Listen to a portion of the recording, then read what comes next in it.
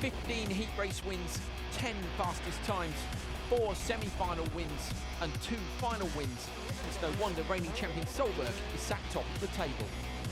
To make matters worse for those wishing to take his crown, national hero Solberg has just touched down to race on his native soil. For everybody else on track, it's like being in hell. Hello and welcome to round 8 of the FIA World Rallycross Championship. We've returned back to Europe from Canada and RX sees its most northerly event of the year in Hell, Norway.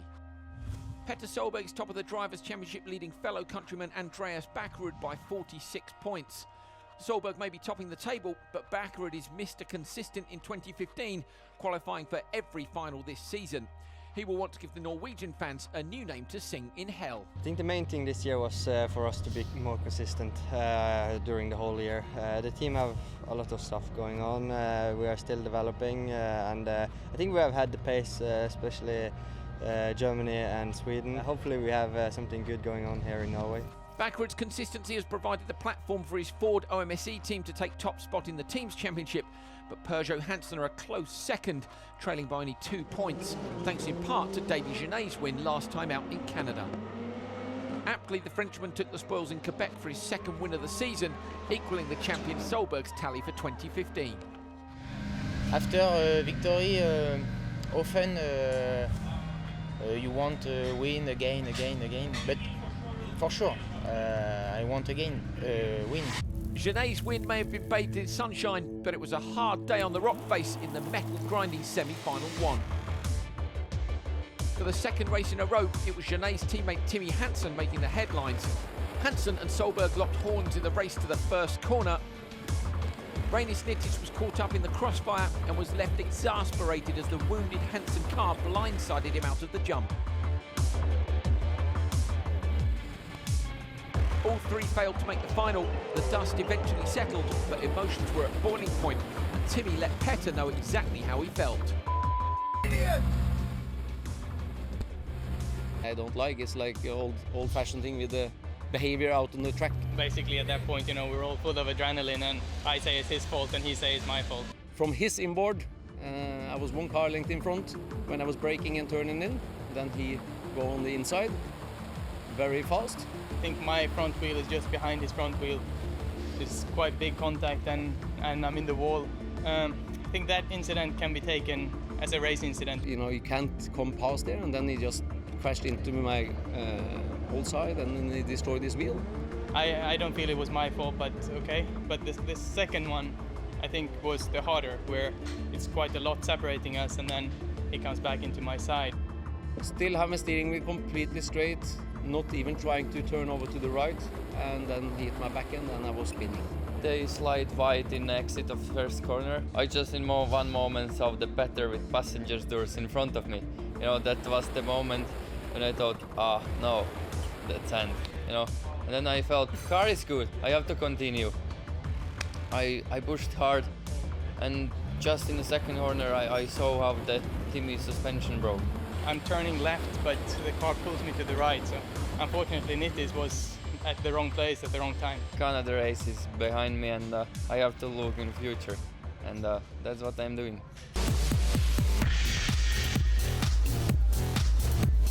Norway heralds the return of the European Supercar Championship. So far there have been Euro RX event wins for Jérôme Grosset-Janin in Belgium and Tommy Rustad in Germany. Frenchman Grosset-Janin leads the series by 2 points from Rustad, who, it's worth noting, drove an amazing race in World RX in Canada on a one-off appearance for Munich Motorsport, making the front row in the final. Form he will want to continue in Hell. Coming up, we look back at the action from Heats 1 and 2. We've got the best of the action from Heat 3. Who will make the semi-final cut in Heat 4? We've got the Supercar semi-finals live, the Euro RX Supercar final live, and the World RX Supercar final from round 8, Norway, live. Here's a track preview presented by Ion Cameras. Norway, we return to the wonderfully named town of Hell and a fantastic circuit with a lot of rise and fall, 63% asphalt and 37% dirt. The track is just over 1 kilometre long. We ride on board with Reinis Nitish, who of course took his first and only World RX win here last year. Down towards turn 1, and he splits left for the Joker lap onto gravel. Turn the car in, try not to lose too much speed, and then the blast down the hill. The other cars merge with you from the right, and you of course are on the left into the tight left-hander down the hill. Bit of handbrake to turn the car in, and then on the gas again. It's so steep here, the camera doesn't really do it justice. Braking hard at the bottom of the hill. It's a gravel hairpin, but the inside sweep, so you need to stay tight. Not too much on those big heavy curbs though.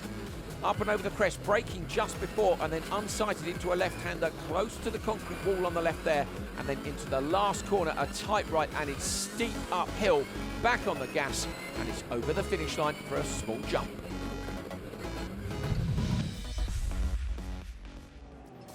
Draw for Heat 1 saw Timmy Hansen out in an early race and immediately on a flyer, again proving Peugeot Hansen are the team currently setting the pace.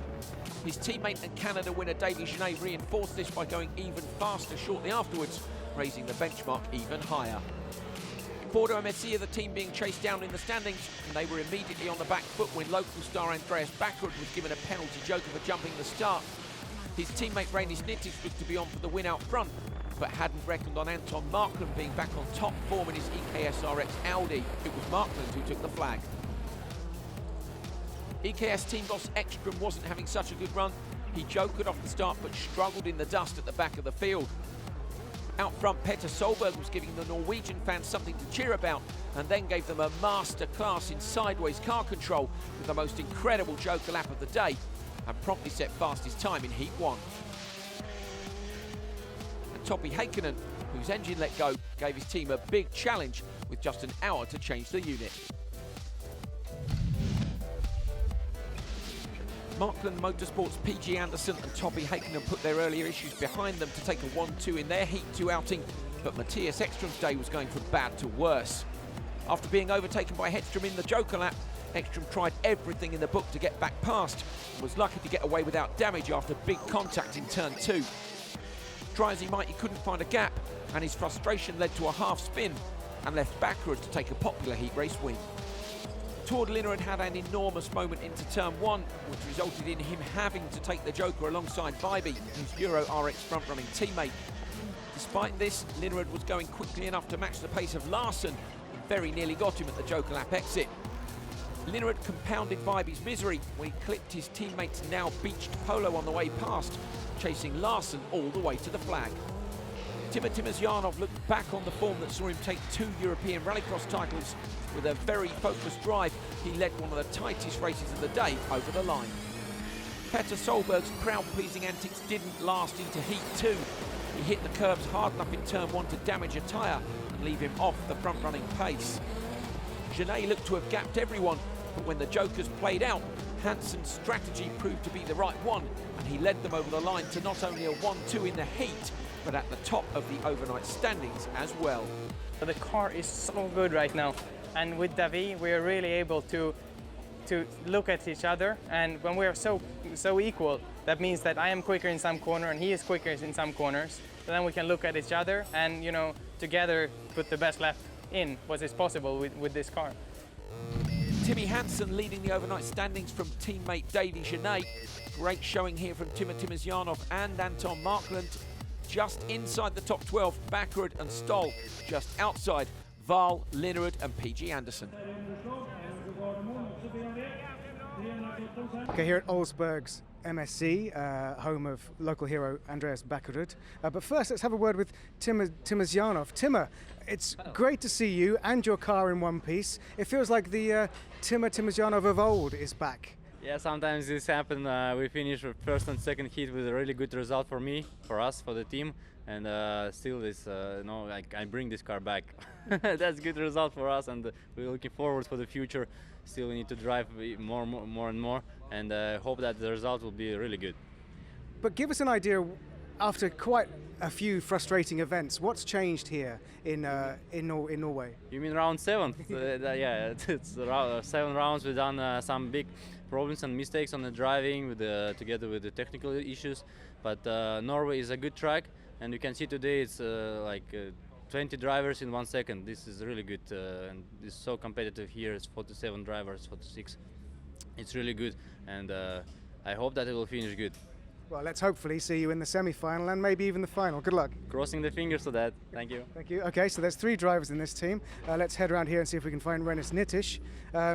Renis, after a crazy disappointing Canada, how are you feeling with the Heat 1 and Heat 2 today? Yeah, it was better. First heat went actually not on the good note. I was struggling a little bit with the car and also with my driving, but we did a lot of improvements to the second heat. I think mechanics changed everything, and it was better. It was better, and today we have a third heat, fourth heat. Yesterday I was 6th overall after 2 heats, and we'll see how it will go today. But I'm ready for fight, and I won here last year. It means I like the track. I hope that I know how to drive quick here, and we'll see. A lot of strong drivers, really close lap times and race times. I'm ready for fight. Okay, good luck. Let's hope you get another win. Thank you. But there's someone around here who I think a lot of local fans would like to see win today. Andreas Backerud, so many local fans, so much pressure. How are you feeling going into heats 3 and 4? I feel no pressure. I give everything to Solberg, you know. No, it's been a crazy day. I mean, the weather has been perfect. Big crowd. I've flew baby blue fans all the way from Bergen and up here. No, I feel great. And what's the situation? You're currently lying just on the cusp as we go into Heat 3. What were Heats 1 and 2 like, and what do you have to do in Heat 3 quickly? First of all, first heat I just jumped the start a little bit, and then in the second heat we won the heat, but 4th overall.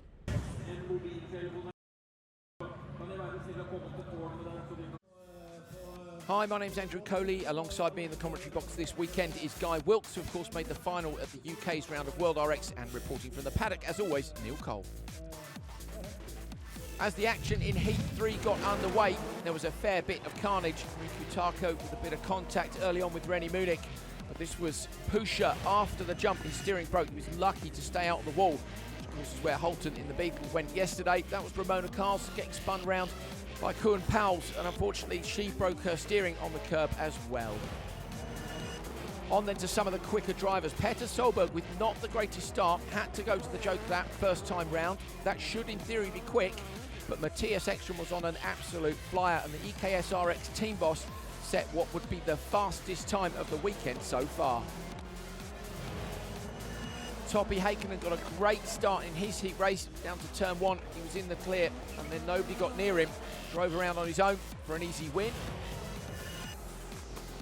Not so in the next race though. Dubourg, with enormous contact from Wahl, did very well to hold on to it. Wahl got up the inside of him. These 5 cars so close to the rest of the race. When they came to the finish, Larsen took the flag, but watch for Dubourg in the background. Put his line over the jump wrong and hit the ground very hard indeed. Heading towards the sharp end of Heat 3. Anton Markland, PG Andersen, Kristoffersen, Stoll and Henning Solberg, who was top Norwegian overnight. Henning had his door open just prior to coming onto the grid. Maybe he's got a problem. Up in the spotters tower, they'll know about it if he has. Really long hold there. Good start, Kristoffersen in the middle, but brilliant start by Markland on the inside. Markland's going to be in the box seat down into turn 1. PG squeezing. PG, massive hit to the side of Stoll there. I'm not sure Stoll wanted to go there, did he? Just got carried into the Joker lap with PG. It was a great move by PG. He had to go there because he didn't get a good start and Markland got a great start. So PG now... Stoll's trying to turn him. He is. Stoll gives him a tap back. In some ways you can understand that. Off the start, PG's just basically carried Stoll with him. Stoll wants payback. They both want a good time, that's the thing, and they know they want to get past each other, but at the same time you need that time, they need to get their heads down now. Markland out front, great performance by him this weekend so far. He struggled since he went to the EKS RX team. I'd love to see him get a good result here. Kristoffersen with him, Markland moving the car around the brakes, heading in 3rd place. None of these guys are joking, and none of them decide to there. And the 2 guys at the back, if they continue to fight PG and Stoll, they're going to leave the door open for these guys to joker when they want. And absolutely, and if they're in a train and they come back and merge as a train, so the gap's a little bit big at the moment, but if Henning can close the gap, Kristoffersen can close the gap. So from a spotter's point of view now, if you wanted to overlap behind PG, could Henning do it in time or not? I mean, to me, Not at the moment. I think it's tight. No. So PG then has managed to get himself free from the attention of Stoll, and that means that he hasn't got to concentrate on the mirrors. He can look forward and really push. Marklin with a big jump. Anybody going to go to the Joker lap this time round? Yes. Yes, it is. Christopherson, good spot guy. Very late on the brakes. Christopherson with a lovely Joker lap. Yes. But possibly going to get done by PG down into turn 2. Super tight merge. PG shuts the door on Christopherson. Christopherson maybe gives him a tap down into the left-hander. Great racing. Good job by PG there. Yes, great job. Christopherson almost nailed that perfectly as well. Yeah, he did. So PG's put in an absolute stunner of a lap in between. Over the crest comes Henning Solberg. We know then Henning Solberg is in danger from Anderson. So it's a case of when you send Marklin, do you wait for the last lap? Well, at last, he hasn't got any choice. Hasn't got any choice. So watching them from the leader going on the Joker lap. Into the gravel section goes Marklin. Braking and then using the handbrake, turning into the right. Behind them, Henning sweeping around there as well. Out in front, Marklin has got the job done. Brilliant job by him into the left-hander. Henning drops down into 4th place. So unlucky for Henning there. Stoll still on the back of this train. Hasn't managed to do anything. Marklin's got a problem, I think. Front, what was maybe. it? Front right wing maybe. was missing, but I just couldn't see if he had a problem with the steering. So front looked like the front right was out of alignment, but at the moment he's only got to hold on for 2 corners. Maybe it's just a bit of steering lock on the exit. Either way, I think Marklin's going to do this. Mechanically, it's inside. Fine. Over the line. It's a win for Marklin. 2nd place going to PG Anderson, then Christopherson, Solberg and Stoll. You could have thrown a blanket over the middle 3 there. Very, very close. These last heat races are proving to be extremely exciting. Crowd enjoying that. Here's the result. Race 8 goes to Marklin with 2:42.1, so he's not as quick as his teammate. PG Anderson 2nd, Christopherson is 3rd, Henning Solberg goes 4th, and Manfred Stoll in 5th. Here's where they slot in. At the minute, it's an EKS RX 1-2, but the boss is a 2nd quicker than Marklin, so great job by him. Away from the line, let's have a look at the start. I'm keen to watch PG, left-hand side. So PG here has lost out, keeps it lit, and boom, into the side of Stoll. Look at Stoll here as well. Look, carried all the way into the Joker lap. Yeah, and Christopherson, it was squeezing to start on PG, and then seemed to, for some reason, duck out of it. Obviously, he didn't want to go Joker. Stoll gave it back here in turn 2. We're not going to see that. This was the merge when Anderson, who I think did a good job to come out in front of Christopherson after the attention of Stoll. You'd think that would have held him up? Yeah, naturally would have held him up. I mean, it would have shoved him on a little bit in places, but also he would have been watching the mirrors. Great job. Great job by Anton as well. It's an EKS RX 1-2, and Neil Cole's with them in the spotters tower now. Great job by Anton, but great job by you guys as well, because that car is looking fast on this circuit. Yeah, definitely. You know, it looks like we have found the right setup and the right adjustment. So yeah, pretty confident. A bit unfortunate for Matthias, but he did a really good time this time. So yeah, we hope for the best and have the 2 cars in the final, basically. Good luck. Thank you. Thank you. Final heat race of Heat 3, and this one is going to be an absolute stormer. Timmy Hansen and Davy Genet, Peugeot Hansen teammates on one side of the grid. Bakrud and Nitish, Ford MSC teammates on the other. And Timos Yarnov, an independent who was with Peugeot and is now with Ford. What's going to happen down into turn 1 here? Timos Yarnov's the only man who's in a position to do his own thing. Everybody else has got to be careful with their teammates. Couldn't be a more even start. Everybody side by side. It's a good one down the outside for Nitish. I think it's Hansen's backed out a bit on the inside. Genet's gone out towards the Joker lap. Clips one of the 2 OSC cars. The other one comes up the inside of him. Don't even know which way round they are. Down towards the 2nd corner. Nitish is in front. Yeah, Nitish in front of Bakrud. Bakrud in the back of Genet there, pushing him wide. Hansen early on the brakes, and I'm wondering now if maybe the inside line. Normally the Joker's where you go to get out of trouble, and the Joker was where all the action was. Yeah, it was, but they got out of trouble going the normal line, but they were actually hesitant in doing it. It was almost like they didn't expect to be able to do it. When all 5 cars go like that, guy, how do you make a decision? We've got our 2 ex-teammates here, Hansen, Timos Yarnov. This is the best showing from Timos Yarnov in a while as well. So the Russian driver, double European Rallycross champion, could be back on form. Up towards the Joker section, neither of the lead 2 go. Remember, all 3 from the rear have gone, and really they've got to follow each other through. But Genet, he was very quick yesterday. Could Nitish be holding him up? Oh, I don't know. You could throw a blanket over them at the moment, couldn't you? They're so close. You could. Bakrud having a cheeky little look up the inside there in turn 2. It gives a wrong idea of how close they are together, turn 2, particularly because it's so slow on the way in and so steep downhill. They really have to back out of it to get the car turned in. Interesting to see what the gap is at the end of this lap. David Genet looks like he is all over the back of Branish Nitish here. He was so, when Genet's been a weapon, hasn't he, since Germany? He's been absolutely on it. Hansen and Timos Yarnov up towards the Joker. We can see them from the commentary position. And Neither of them has gone to the Joker lap. These three still battling out, but out front, it's about Hansen and whether or not he can set a decent time. Here's at the bottom of the hill, there's Susan Hansen checking the clocks, just a deep breath. Timosyanov seems to have been gapped a little bit. Tim is in danger here. Yes. And also, Andreas Backerud just needs to get on the back of that Peugeot so he makes a line when the others come out of the Joker that the others can't get in. Not to give Timmer somewhere to slot back into. Timmer doesn't have to worry. He will get told off if he takes out one of the Ford MSC cars, but he's an independent. He can do what he wants. Hansen was in the top position overnight, and if he does a good Joker lap here, he could remain there again today. Backerud has closed the ground. And Timosyanov's going to come out in second place then. Oh, it's going to be close on the merge. Nitish is going to end up in third. Nitish has a look up the inside. Genet's going with it. These four are so close together. Genet's been given a warning, we've been told, from race control, so that's probably just for contact. But fastest lap of the day, Timmy Hansen, 38.285. Is he going to get the fastest heat time of the day? That will put him just in front of Ekstrom, who of course took that win from him in Sweden after the stewards' inquiry. Really hotting up at the front. Hansen for the line. We're looking at the clocks. Great line. Just a few metres to go. The flag falls. Hansen takes the win. 2:40.6. What was Ekstrom's time? Okay, we'll see you in a minute. Susan's pleased. Susan's pleased. A kiss for the camera. So close behind the guys there. Everything from turn one. You spotted it. Renis Nidis, I think, was holding David Genet up. Hansen with the win, 2:40.6. Timosyanov with a great drive in second. Nitish, Genet and Backerud. They're all off the pace. Where's Hansen going to be at the end of Heat 3?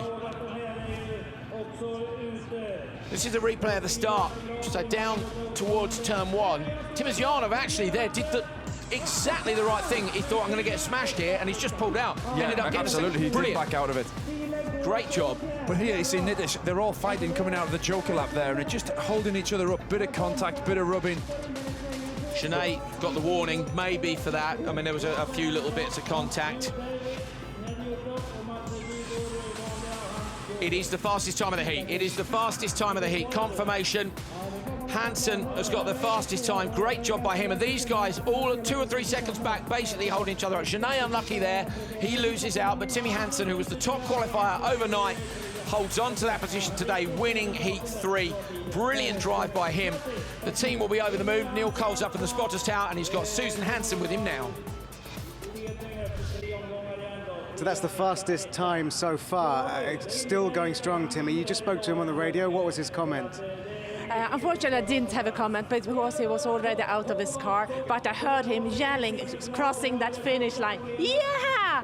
That was one crazy drive, and I saw he was really out of himself. He was just going to focus on that lap time. He wanted to be quickest, just showing that yesterday wasn't just a coincidence. He's on the pace today. So we'll see it again in Heat 4, and then it gets more exciting. Yeah, we hope, cross our fingers. I hope he managed to refocus. It's very tight the schedule during a race day like this, so he needs to build it from inside himself, think from his, what should I say, his perspective, not thinking from the outside. Thank you, well done. You're welcome. Standings then after Heat 3. Timmy Hansen with another Heat win. That sees him at the top of the table. Genet, Timosyanov, Markland. Petter is in 5th. He's now the top Norwegian. Nitish, Kristoffersen and Larsen. Inside at the minute are Henning Solberg, Alex Danielsson, Andreas Backerud and Matthias Ekstrom just in with that brilliant drive. Just out, look, Leonard Wahl, Stolt and PG Anderson. So some top drivers. Toppy isn't in at the minute either. Liam Doran isn't in. So a wonderful entry here, and you've got to be on your A game.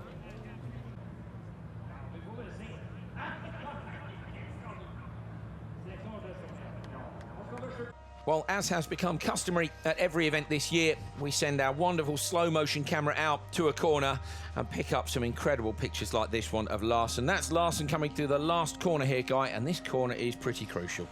Absolutely, it leads back onto the start-finish straight. It's uphill, it doesn't show the gradient on the camera, it doesn't quite pick it up. The bottom part of the track is almost in the base of a quarry, and you climb all the way out of it. This is the last corner, real switchback hairpin right. And it's crucial to get the car turned at the right point, not too early and not too late, so the car is coming out dead square like that. And we're seeing Heikkinen here now. Of course, Heikkinen's teammate PG Anderson, yesterday we saw him, he was spectacular through the previous corner, but that can compromise your line into this one.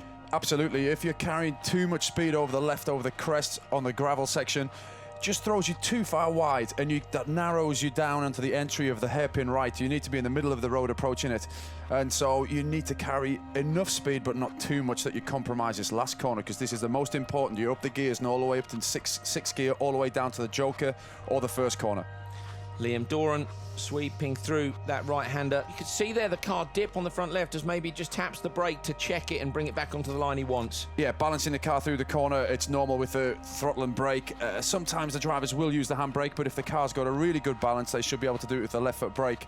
As you can see here, the car really diving down on the front left as it's loading up a lot of weight over that front corner, and the sidewall of the tyre is really folding underneath the rim, you can see there. So a lot of loading, lateral loading, and forces that you're trying to fight against the car from going straight on, obviously by turning the wheel. But you know, these cars have amazing power, but they also have amazing stopping power as well. You need to use everything in this corner, stopping power and the power of the car to get it going, but you must keep the motion of the car moving forwards, not get too deep into the corner. Now we can see here as well how wide you can go, and Kristoffersson here using pretty much, maybe he had 6 inches of track left. Larson behind him we can see not using quite so much, but just trying to wind the lock off and carry the pace through the exit of the corner. Absolutely, and that varies slightly. Obviously in rallycross you can be under pressure from behind, so you might miss the apex slightly sometimes. It doesn't always matter. It's about exit speed. That is the crucial thing. Topi Heikkinen, again, there he is, left hand sweeping across the top of the wheel, turning in. You can see the rear wheel spinning for traction. Yeah, great shots. Fantastic stuff. So steep. It really is a roller coaster of a track. Heikkinen coming up towards the one jump at the top of the hill. Fantastic.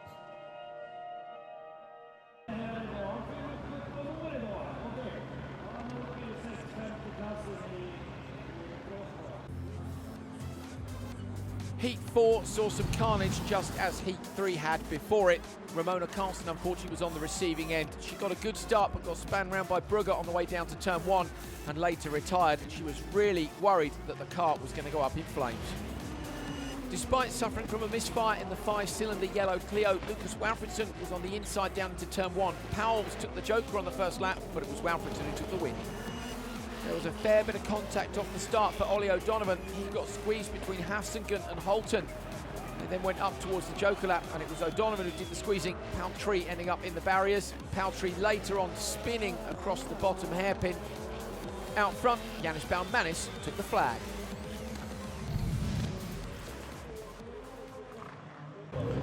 Liam Doran, the last car to pull up to the grid. Here is the full lineup. Doran, Grosjean, Oman, Hedstrom and Jensen. So Doran and Oman, nearest to and in the middle of the grid, are running in World RX. The other 3 in European. But they all race together, of course, until the semi-finals.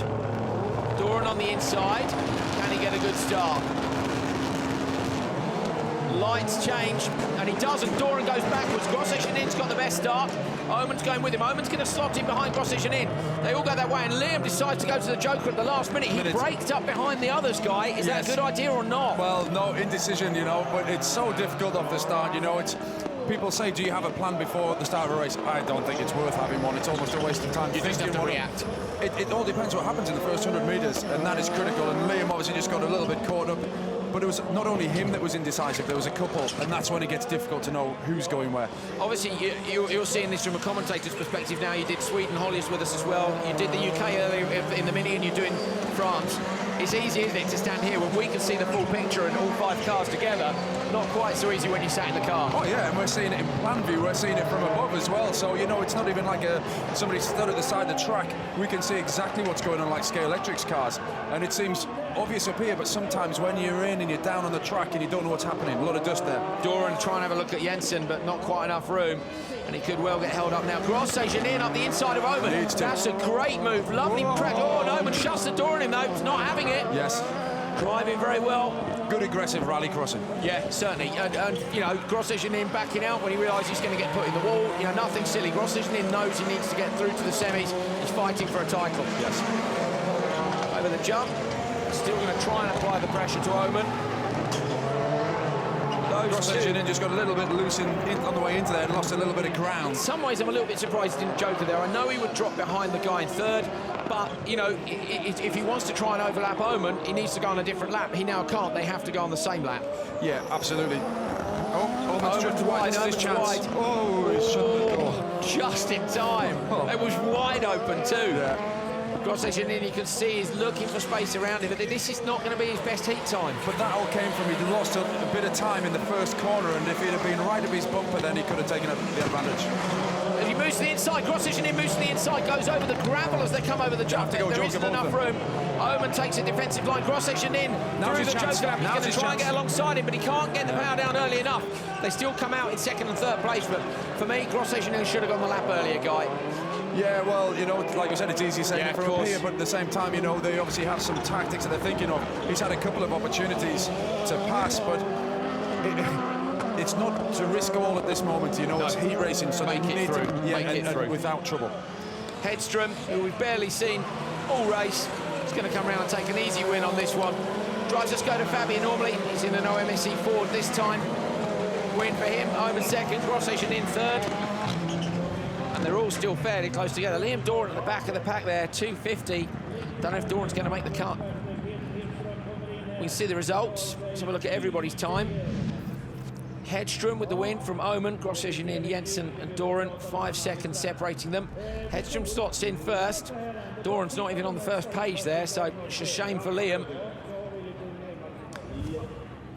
So away from the line, Liam, again, first gear seems okay, and then second gear, he's gone. Yeah, I wonder if he has a problem that we just don't know about, because it's not his normal pace. No, it definitely. And he was bottled up behind, but like here, Grosjean bottled up behind Oman, manages to get past here, and you think he's done it, but somehow Oman finds enough space and just pulls in, and enough traction was the most important thing. Good job by Oman, managed to hold Grosjean off, despite the Frenchman using all the track and a little bit more, but it was a win for Hedstrom.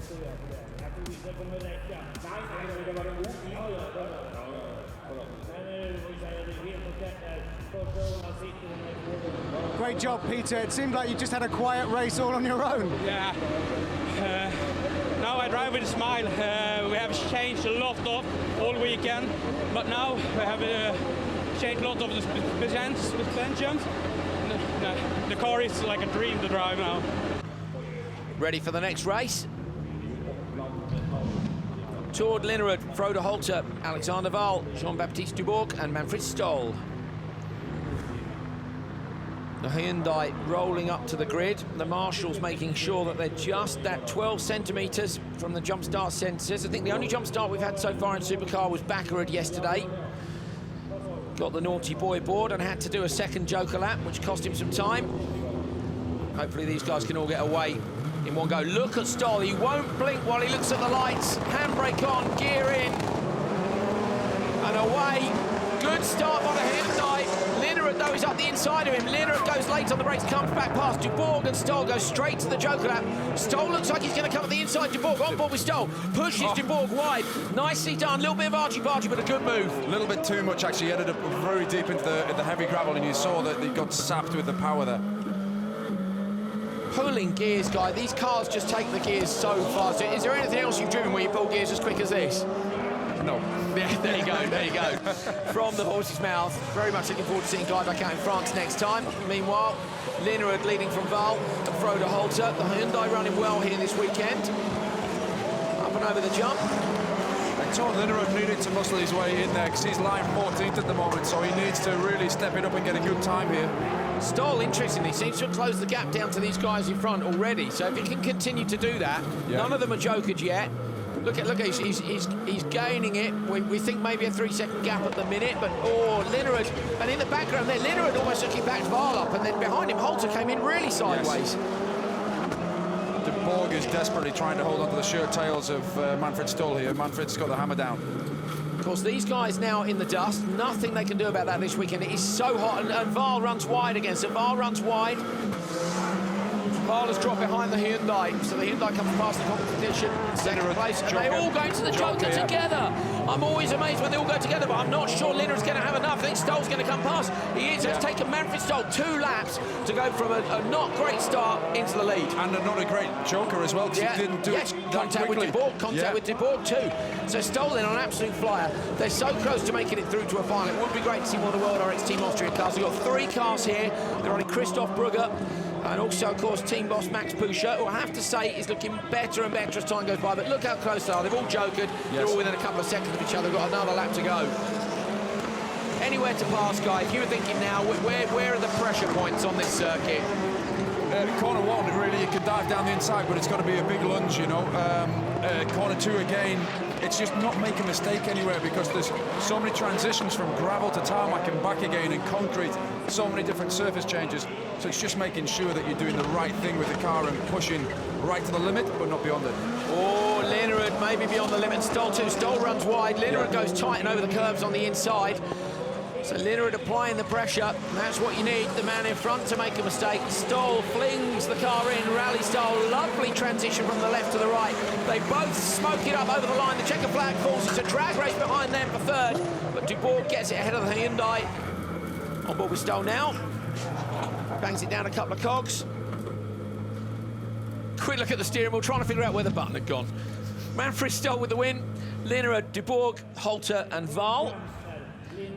And where's Stoll going to go? So those 4 guys go fastest straight away. So good job by Manfred Stoll. 2:43.5, though. We're looking at 2:40 for a really quick time. Yes, but that time is still going to be quick enough inside top 12. Certainly is. Away from the replays, down towards the start line. Val was quite late to decide what he was going to do there, wasn't he? This is the contact between him and I think it's Holter. That's up in turn 2, where you said it's possible maybe to get past in turn 2. But you've got to keep applying the pressure. Here again, look at this, Holter up inside, yeah, he did, he came back, so good job by them. All 3 through the Joker lap at the same time. Stoll, though, popping out in front, and they couldn't beat the Austrian driver. World RX Team Austria coming over the line for a first. Manfred, it's great to get a race win, and from the first lap it didn't look like you were going to be able to do it. Talk us through it. Yeah, I had a bad start, and then I pushed very hard to come in front, but every weekend, all the weekend, I'm not happy.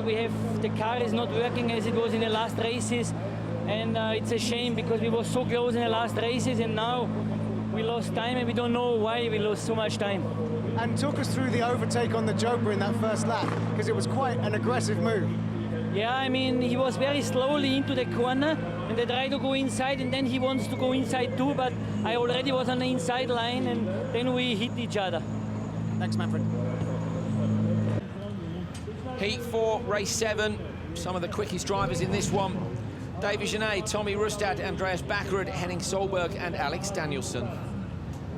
So the fans will like the fact that Mr. Baby Blue is sitting in 3, like a boss, selling T-shirts left, right and centre this weekend he was. He's got an enormous amount of support, but watch Genet on the inside. He's been rapping, and Rustad too, one of the very front-running EuroRX drivers, currently leading. Look at the start by Genet. Genet on the brakes, everybody else goes to the Joker. Henning's gone around the outside, Rustad up the inside, and then Backerud's trying to go through the gap. Oh, Backerud into the back of Rustad. Those 3 drivers sliding through, and then down into the left-hander at turn 2. So Genet and Danielsen deciding to go to the standard lap. Danielsen's right up behind Genet, but down the bottom of the hill, Backerud up the inside, and Rustad, what a move, that was fantastic. That is a super pass. Absolutely, against Rustad too, yes. It's been quick all weekend. Great job then by Backerud. You're looking at Danielsen, and we have to be fair and say, guys, Danielsen here so far has been great, and I'd love to see him make it through to the semi-finals. Yes, the car, the whole package, the car, the driver seems to have stepped up and made a difference. And David Genet, we know, is full of confidence at the moment, and that car is quick. So he's doing a good job to stay in his tail. I saw Susan Hansen just before coming up to the commentary box, and she was saying how happy Timmy is with the car, just tiny little things that they've done. They're really pleased with. Genet there, slightly defensive again, and look at the way that then Danielsen can gain on him on the exit.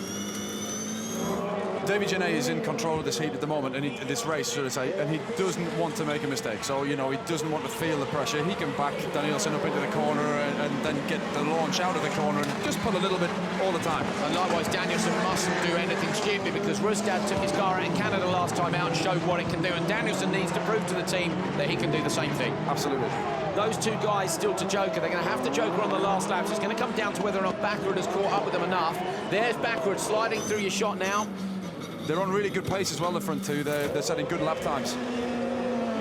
Timing screens are light in front of us with personal best. Backerud, that wasn't the greatest run into the hairpin. No, small mistake there, and it all counts. You can see, obviously, he has Jokered already, so it's going to be interesting whether he can come back at them. The difference between coming out in front or behind someone from the Joker, we're talking tenths of a second. Backerud's lap time is actually very good, so he could do this. Last one was an absolute flyer. Into the Joker lens, crunch time. David Genet flings the car sideways early.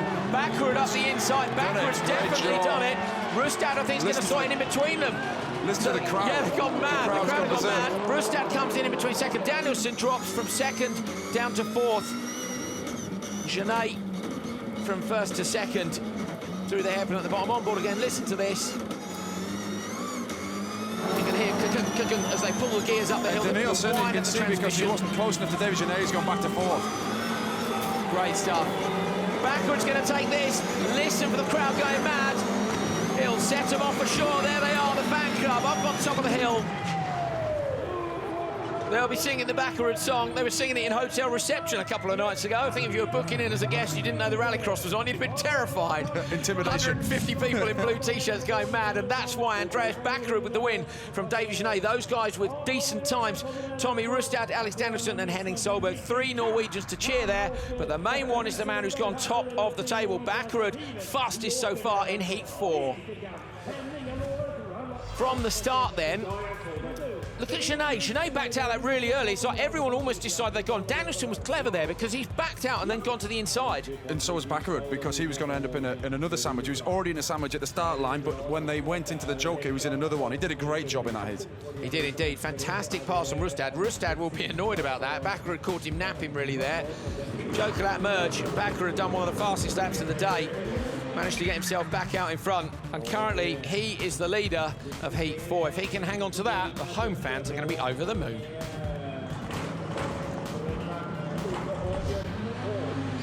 Andreas, it was a very popular win with the crowd, but you really needed that. Well done. Thank you. It's a hell of a weekend. Really, it's a shame that we are where we are. I want to give so much more, and also in the last heat, do silly mistakes. But, it should put us in the semi, but I don't know what to say. Thank you.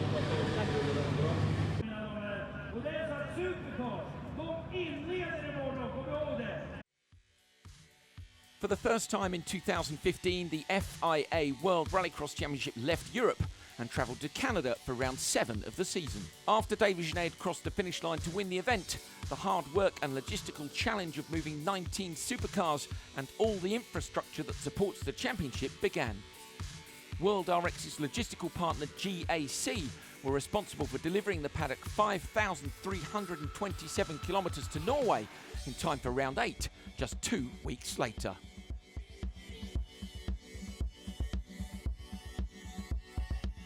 We do logistics, sports and events. Firstly, the guys will pack everything away. The cars will be put onto transporters.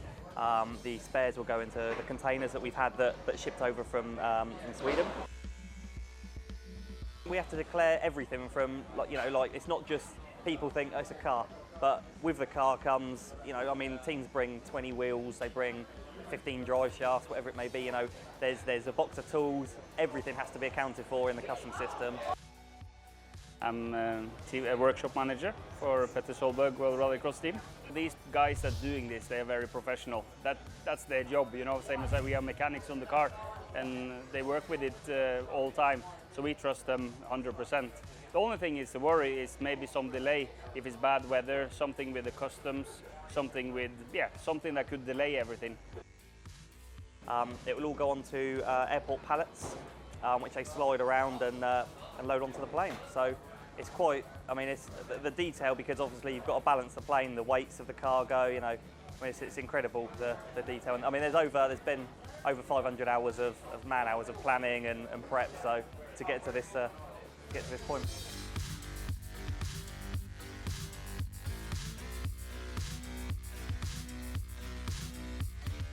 We feel fantastic. We're glad we're part of this story, to be honest with you. It's a huge story in history of the World Rallycross, and we're really glad GAC as a company to be involved in the logistic planning.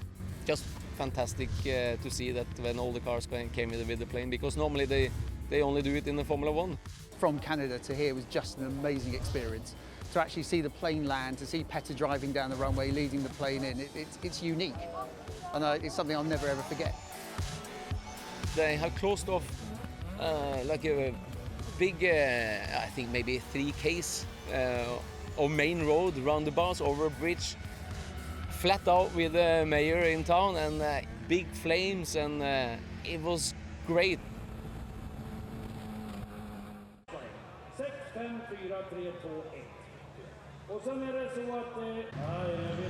Coming up to the final couple of races for Heat 4. PG Anderson, Robin Larsson, Reini Snittish, Johan Kristoffersson and Topi Heikkinen. All these guys capable of very, very fast starts.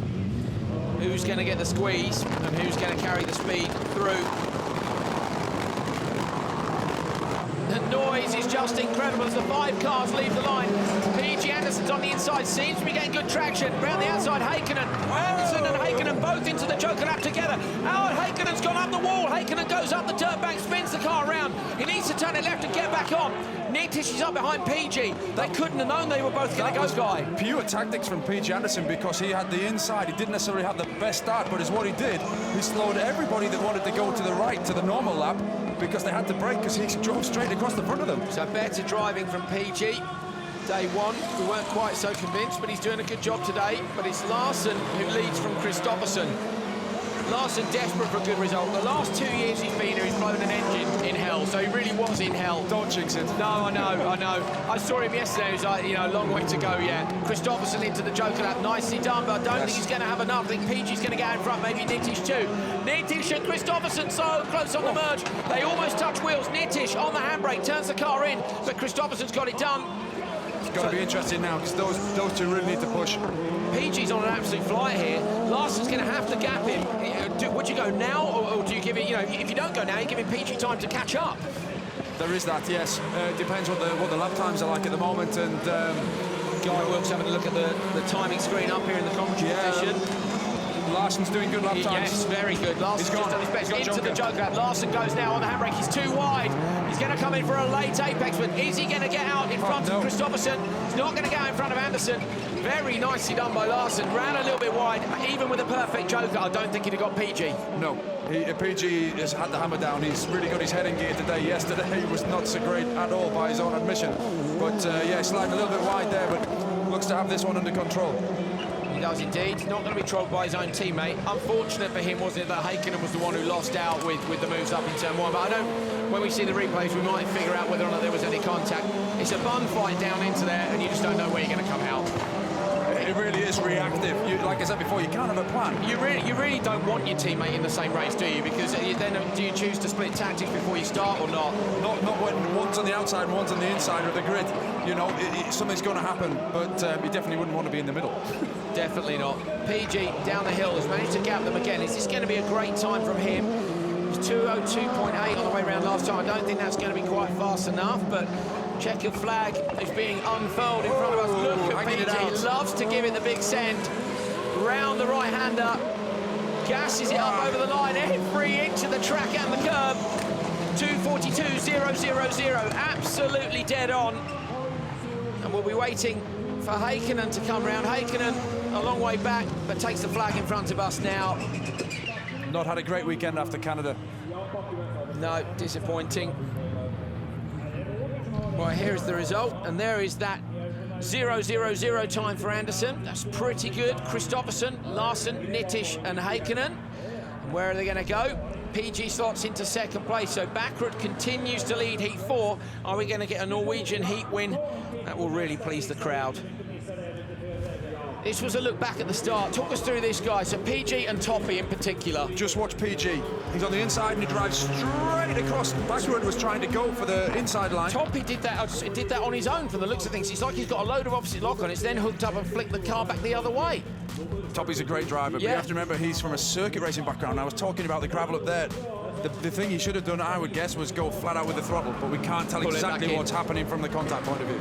Very, very tricky, but a great drive by PG Anderson. He's second in the heat at the minute. Can he hold on to that place after the next ones go?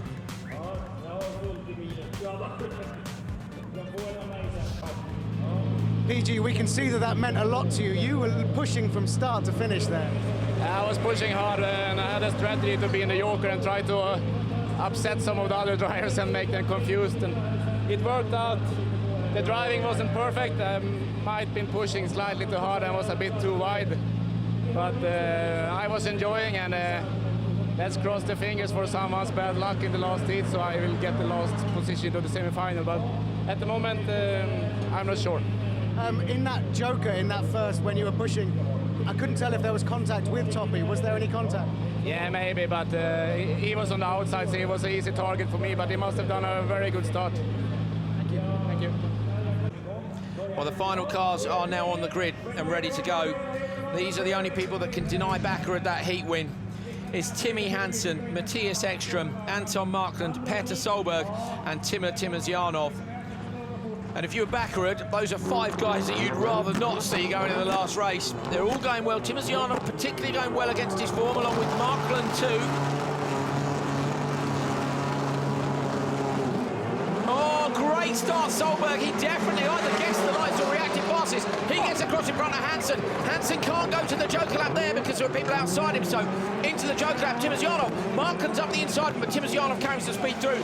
Petter leading from Hansen. Unbelievable start from that grid slot. He moved so much earlier than the others. I wonder if he gambled on the lights, guy. What do you think? He was half a car gone. It's fair, you know, there's no jump start. He just got a great start. It hooked up and it went. I mean, he had a full car length and even a half by the time he got to the first corner. He controlled it and slowed everything down at that corner. So now what do you do if you're Timmy Hansen? Solberg, we know, likes to lead from the front. He'll probably go flat out, runs a bit wide. He'll probably go flat out and Joker on the last lap. If you're Timmy, would you Joker now?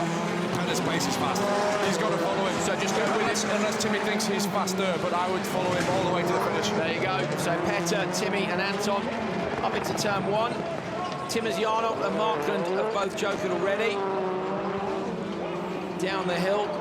Look at the difference in style there, guys, well, between Solberg and Hansen. And I was just about to say, actually, Ekström as well. Ekström's been super quick, that car. The Ekström Motorsport cars this weekend have been very fast, but he's actually struggling to hold on the shirt tails of these 2 guys ahead of him at the moment. Through the left and the right. Let's see what their lap time's like now. Now they've had a non-standing start lap. Smoke from the back of Petter's car there. 38.1 from Hansen. And his fastest lap of the day, just as we pick it up, 38 points. So Timmy Hansen, he's got the pace here, guy. This is where you see a difference in their style side. So watch Petter fling it to the right, but then look at Timmy, it's just fingertips. Drives it around the corner. Yeah, and again here, look, closes up on the brakes. Wasn't a perfect example of that, but I think Timmy had a little bit of handbrake. But you're right, normally Timmy drives more with the front end of the car and Petter with the rear. Look at Petter, back it into the crest zone on the left. Timmy behind him, tight, tight, tight. Here, he'll smoke the tyres on the exit here. And Timmy, look at much straighter. Yeah. And later apex driving straighter, quicker, but Petter's car's got traction and power. Into the Joker lap. The 3 of them are going to have to go now. Solberg chucks it right. Hansen goes with him. Ekström too. And Timozyanov's going to get Ekström. Timozyanov's on the floor. He's right behind Hansen. Gives Hansen a push at the turn 2. Ekström should be down the inside. Ekström's done him. Ekström's done it. Great spot by Guy Wilkes there. So he didn't do himself any favours there running into the back of Hansen. They just need to drive to the line now, see if they can get the fastest heat time. Ekström not going to get done up the hill, is he? He's not. I think the 5 of them are just going to go on a train to the finish. Solberg flicks it to the right. The crowd will like this, but is he going to be fast enough to beat Backerud's time? Smokes it up. Checker flag falls. Great time. Oh, out in the dirt for Anton. There we are, the guys from Teng Tools here. Petter sponsor. One of the partners as well of the World Rallycross Championship. Look at the time, Andrew. 2:39.4. Yeah. Oh, that's fastest time of the weekend, isn't it? Yeah, absolutely. There it is, 2:39.4 from Petter Solberg. Timmy Hansen, Matthias Ekström, Timo Timozianov and Anton Markland all doing pretty good times there. We'll find out shortly who's going to make it through to the semi-finals. There is Petter, heading up, hanging out the side of the car, waving to the crowd. There they are, they'll have enjoyed that. They'll get a little break in the action now before coming back for semi-finals. Here we go, look at Petter's start. Watch. There's no contact at all. He's a car and a half ahead of everybody by the time he gets to the first corner. Do you know what? No contact between any of those 5 drivers, all giving each other just enough space. They didn't in Canada, mind you. Yeah, and it was the exact opposite of what happened in the previous heat when PG drove down the inside and straight up. There was Hansen with the rear wheels locked up, so he was already on the limit when Timo hit him, and then Timo then just is out on the dirty track here, 'cause that's tarmac. He runs a bit wide. Solberg over the finish line. The 5 of them very, very close together. That is an epic time. Oh, I'd love to hear what Petter's got to say about that. Petter, you can see how much you put into that race. Not just a race win, but the fastest time of the weekend so far. It was great. Really, really good. And the thing is, we were very, very disappointed after yesterday. I was disappointed after the first race this morning. And the guys have worked like mad to do something with the car now, and we did quite a big change in the car, and it worked out well, so very pleased with that. Should be pleased, and your fans are pleased as well. Fantastic to be here, nice weather, good atmosphere, and they put in a big effort into this race here for the World Championship, and it's great to be a part of it. We'll see you in the semi-finals. Yes, definitely. That's qualifying over and done with then. And we can have a look, first of all, at the European Championship knockout qualifiers. There are your top 16 that get points, but only the top 12 are going through. So it's Rustad, Dubourg, Baumanis, Grosjean, Hedström, Rajala, Holter, Jensen, Grint, O'Donovan, Hafstingen and Powells. Odds go to semi-final 1 and evens to semi-final 2. So it's Rustad and Dubourg who are on pole. Grosjean, who's leading the championship at the minute, second on the grid in semi-2. Well, who's made the cut then in the World Rallycross Championship? There are your top 16. PG Anderson just misses out. In are Danielson, Henning, Solberg, Ekström, Larsen, Backerud, Nitish, Kristoffersen, Markland, Timozianov, Genet, Solberg and Hansen. And here is where they split. So Hansen on pole in semi-final 1 and Solberg on pole in semi-final 2. This is going to be fireworks. Cannot wait to see the semi-finals.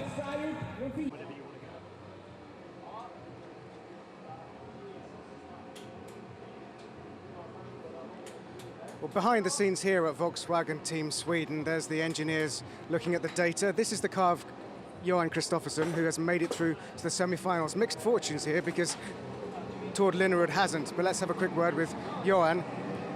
Johan, great to get through to the semi-finals. Talk us through the heats so far. The whole weekend have been not a struggle, it's been quite smooth, but we just don't have the speed like the other guys have, so yeah, I'm happy to be through in P6 and yeah, try to put the head down and just push like crazy in the semi-final and try to reach the final. Now, your form at the start of the season was spectacular. What's been happening recently and what do you need to do to sort of rediscover your speed? Because we know you're quick. Yeah, I mean, the opponents is really quick and they are developing all the time, and yeah, just now we are a little bit behind, but we are the first year in the World Championship and we are trying a lot of different stuff. Sometimes it works and sometimes it doesn't work, but at least we know it for the next time that it doesn't work. So we are working all the time and yeah, trying to find different solutions, and we'll see. I mean, I'm sure we'll come back stronger after this weekend. Just a quick word on the conditions out there, because it's so hot. What difference does the dust make? Everything gets much more hot. I mean, the engine temperature, the gearbox oil, everything. But I mean, the heats are pretty short, and for us as a driver, it's no problem if you're fit. So, but yeah, and the track is, I like the track a lot. It's quite dusty, but the layout of the track is really nice. Thanks, Johan. Well, from one Swedish driver into the semi-finals here in Norway to another, Anton, great performance. Talk us through the heat so far. Yeah, I think I was a bit lucky in the first heat. I was drawn in a good heat. It was good pace on all drivers, which was there. I was diving into the yoker already on the first lap, so I was leading the second pack, let's say, and was able to pass driver after driver when they jokered and finished up winning the heat, and then that put me into a good position for the next heats. Just driving with fast drivers all the time, don't take any risks, don't be too close of my own limits, and especially not having so much contact with other drivers. Just stay really calm, because when we are so many drivers, it will be tricky to reach the semis. But I was keeping calm, I was having good pace, and now we're in the semis. Just quickly, give us an idea what the conditions are like out there on the surface, the gravel and the tarmac. Yeah, I think the tarmac is quite smooth corners. You have to bring the speed out of the corners, not so much into the corner. Gravel, it's just about going maximum attack and going sideways. Good luck, thank you. Thank you.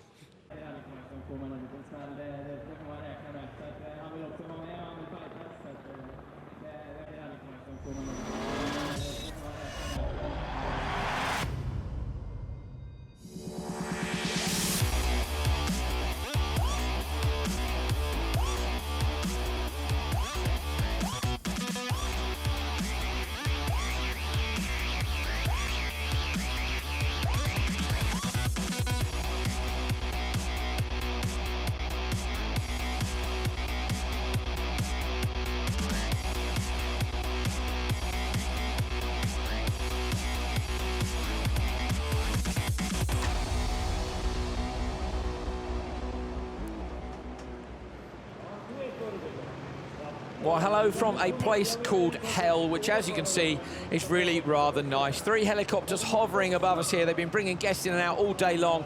An absolutely packed crowd for round 8 of the FIA World Rallycross Championship. We've had some brilliant action so far, and we're looking forward to the semi-finals in just a few short minutes. Here's where we've been so far this season. Starting off, of course, with Portugal and Hockenheim, Belgium, GB, Germany, Sweden, Canada, and it's an event every fortnight from Canada through until the second to last event of the season. Here's where we are up in Scandinavia. We flew here from Canada in a jumbo jet, all 19 of the supercars coming over by air for the first time in the history of the World Rallycross Championship, and we are very much looking forward to the action. My name is Andrew Coley. Alongside me is Guy Wilkes, who of course made the final in the World Rallycross of Great Britain. And Neil Cole is down in the paddock as always. Guy, brilliant stuff here. You've been enjoying it, I know, and I know you can't wait to be back out the next round in France as well. Absolutely, I've never been here before. It's a fantastic track. You don't quite see the elevation changes when you watch it on television, but we can describe it. It's an awesome place. It's a wonderful, wonderful stuff. Well, Neil Cole was down on the pre-grid earlier on. He managed to catch up with Matthias Ekström, who will be taking part in semi-final number 2. Matthias, we're getting ready for the semi-finals. You're in semi-final 2 on the back row. This is a crucial position to be in. What can you do to make some places? Actually, I think I'm in the second row. It was just some action happening. As far as I see, I'm in the second row on the outside, and PG will join our semi-final. So it will be pretty interesting, make a good start, and then try to make the best from there. And talk us through what this circuit will be like for the semi-final, because it's so hot now. Yeah, I mean, the tires will get very, very hot, and the trick will be to try and have good pace, especially at 6 laps. It seems short, but in the car, the tires think that's long. Good luck, thank you. Thank you. Well, Matthias is in semi-final number 2, and of the 2, to me, that's the one that's possibly going to have the more fireworks. We've seen plenty in the last couple of rounds. We had some good racing earlier on today as well. Of course, the RX Lights have been here with us, and we're going to have a look back at some of the final. Well, it was Kevin Hansen and Brinterson on the front row. Hansen, Guy, he moved across, but he couldn't really do anything here, so he did the sensible thing and he went straight to the Joker lap. Absolutely, and you know, the RX Lights, they've been great all weekend to watch, but it really was precision driving at the front from Brinderson.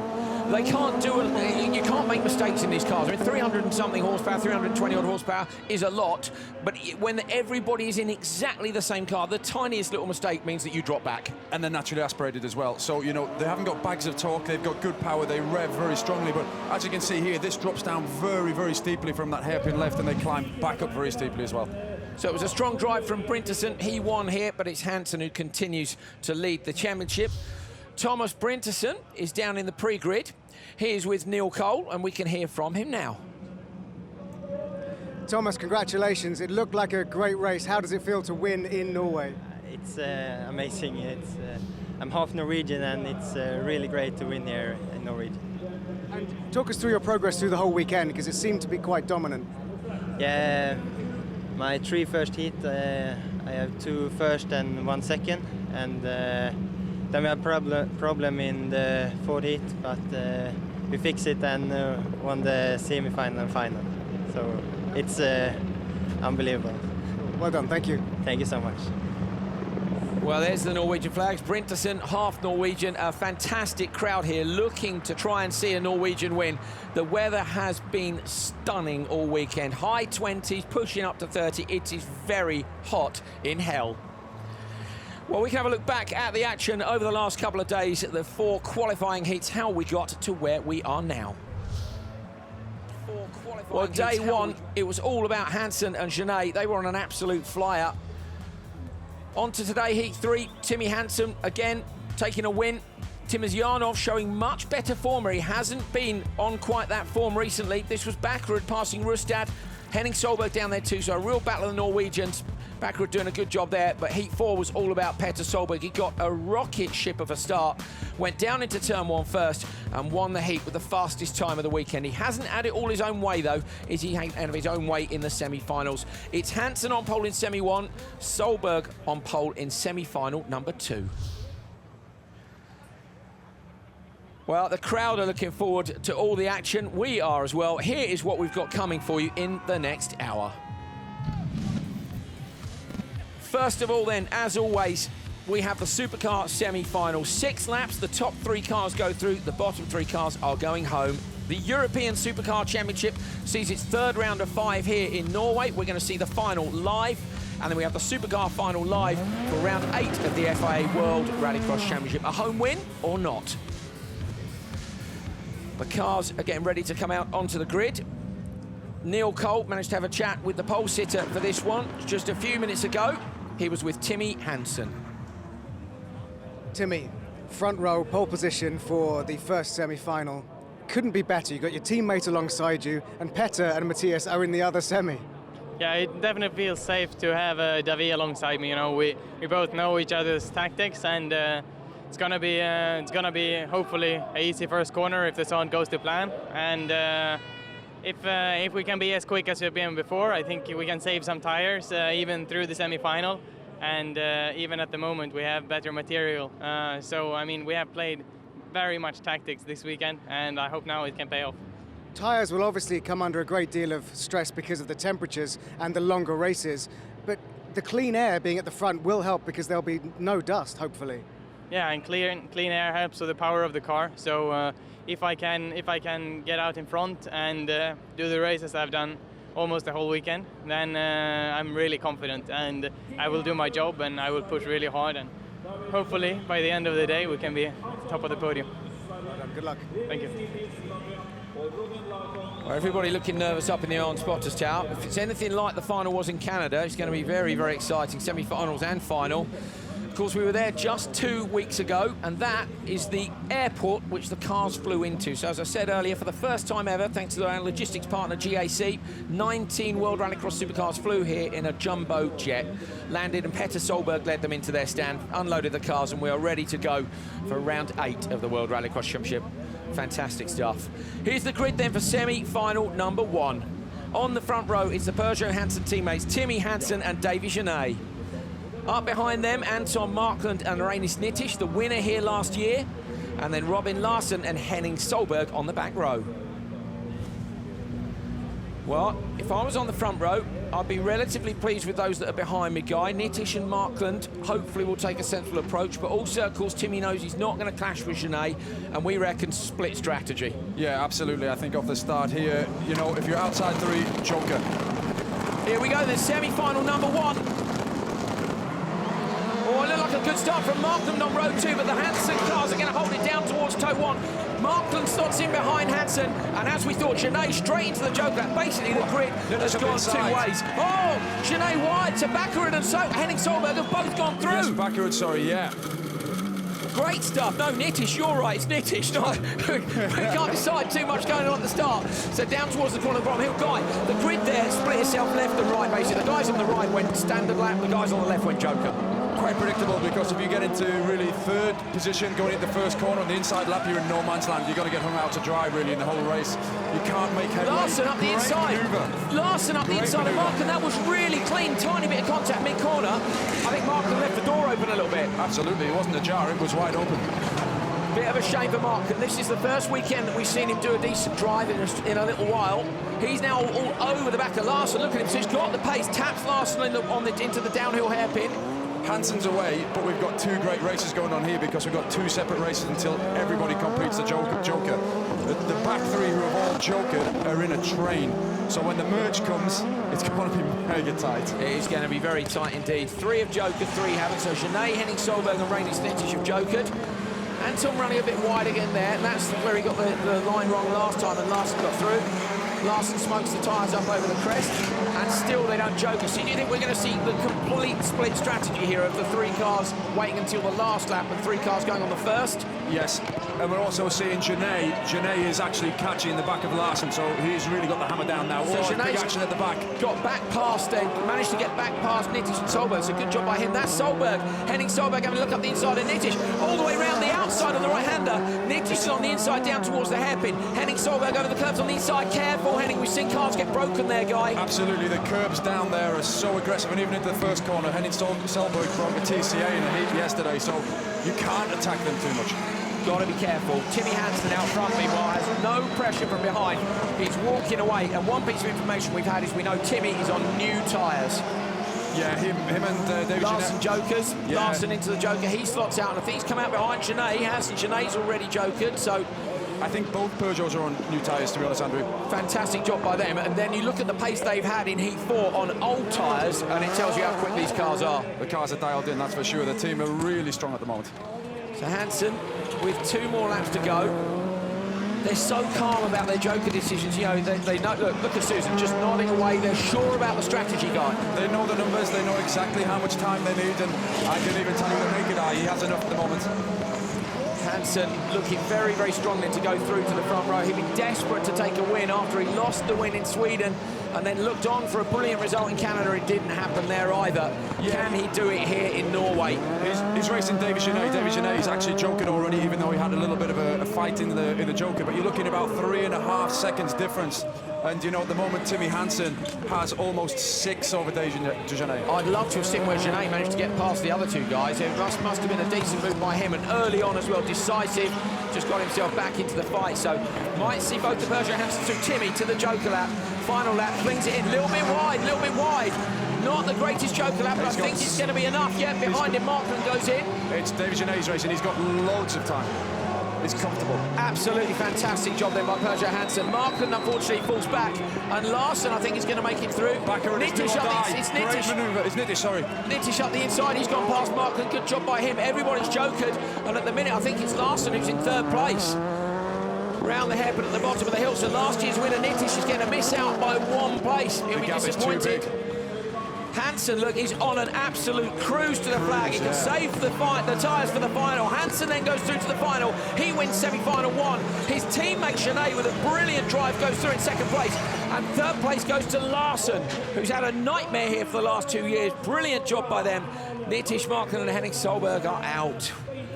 Great entertainment for the crowd. Henning's just crossed the finish line in front of the spotters tower where we are now, so Henning obviously with some sort of a problem. There he is in the familiar orange colour. Nittish, and he just got tagged up and got in a real Cost each other time. Absolutely. Here's the result of semi-final number 1. Timmy Hansen taking the win from Davy Genet. Brilliant drive by Genet. Larson goes through in 3rd. That's great for him. Nittish, Markland and Solberg are out. Neil Cole is up in the eye on Spotters Tower, and he is with Susan Hansen. You're very happy, Susan. Shows how much strategy goes into winning a race like that. Yeah, you have a lot of plans before the start goes off, and what you saw in the first corner, Timmy took the normal lap and David went for the joker. Big action there. David came out last, managed to get ahead again and fight for a position in the final. Timmy had a journey of his own. He played it well, clever and just safe, and David put on a show, and now they're both in the final. Well done, thank you. Thank you. Susan as pleased as ever. Both those cars go through, and we can have a look back and see how they managed to do that. I wonder if you might be able to see a look at Genet. I suspect not. We didn't see it at the time. Hansen, Genet, look at this. The grid just goes each way, Guy. Perfection. Split strategy. Peugeot were in the absolute key position there. And then that was the mistake from Genet. Drops himself down to 6th place here and somehow manages to fight his way back. This was Larson looking the back of Markland. Yes, well, I think it was a fairly fair manoeuvre from where we were looking at it. And again, down the inside there in the last corner. But yeah, I mean, I think the way David Genet got back up was just ultimate consistency. He realised he was against it. He's so fast. That was Nitsch going past Markland, but at the end of the day, that was too late because it was Robin Larson who was ahead of him who was going to take the final slot through. But Timmy Hansen on brand new tyres absolutely bossed it. Can he do the same in the final? Well, that's our first 3 going through. Semi-final 2 is already on the line. On pole, the world champion at home, Petter Solberg. Next to him, double European champion, Timur Timosyanov, with great form this weekend. Andreas Backerud at home behind Petter Solberg. Matthias Ekström alongside him. On the back row, Alex Danielsson and PG Anderson, who went through because Kristoffersson was late to the pre-grid. Well, this is the one I was expecting to see some fireworks in, with Kristoffersson's a sensible guy. PG goes through to the back. We've seen him do some wild stuff this weekend. Can he do it down at turn 1 again? Great start by Petter Solberg and from Ekström as well on the back row, second row. Petter's going to go to the inside. Timosyanov goes out, and they've done exactly the same as the previous PG time. down the inside. On the inside, yeah. Manoeuvre. He's done it. PG's gone past both of them. Ekström out in the wall. Timosyanov done back to 6th place. How did PG do that from the back row, Guy? Brilliant manoeuvre. He slotted across the back of the other two. On the inside, backward looking up the inside, and Petter Solberg down at the bottom of the hill. Solberg runs wide. Danielsson's gone up the inside. Solberg dropped back to 3rd place. This is going to be fireworks now. Oh, we said it, didn't we? Yeah. You just looked at the names on that list. Danielsson runs wide. Solberg's surely going to get him on the undercut, the way back out the last corner. Up towards the jump. Solberg's run over the big curves at both ends of the circuit. He must make sure he doesn't damage the car. Backward leading the final. So semi-final 2, sorry. To the Joker. Joker then. Petter straight out of traffic. Watch for PG. This is key. PG's already jokered. He's going to come through. And Petter Solberg drops down to 5th place. Ekström in front of him. And if he's going to try and get past Ekström and PG, I don't think he's going to do it. I think the world champion's going to miss another final. Timosyanov was on 2 wheels then as he just went out of sight. Timur then down at the bottom of the hill. And he's got... who's this? It's Petter. Petter at the side of the road. Becker's got a puncture as well.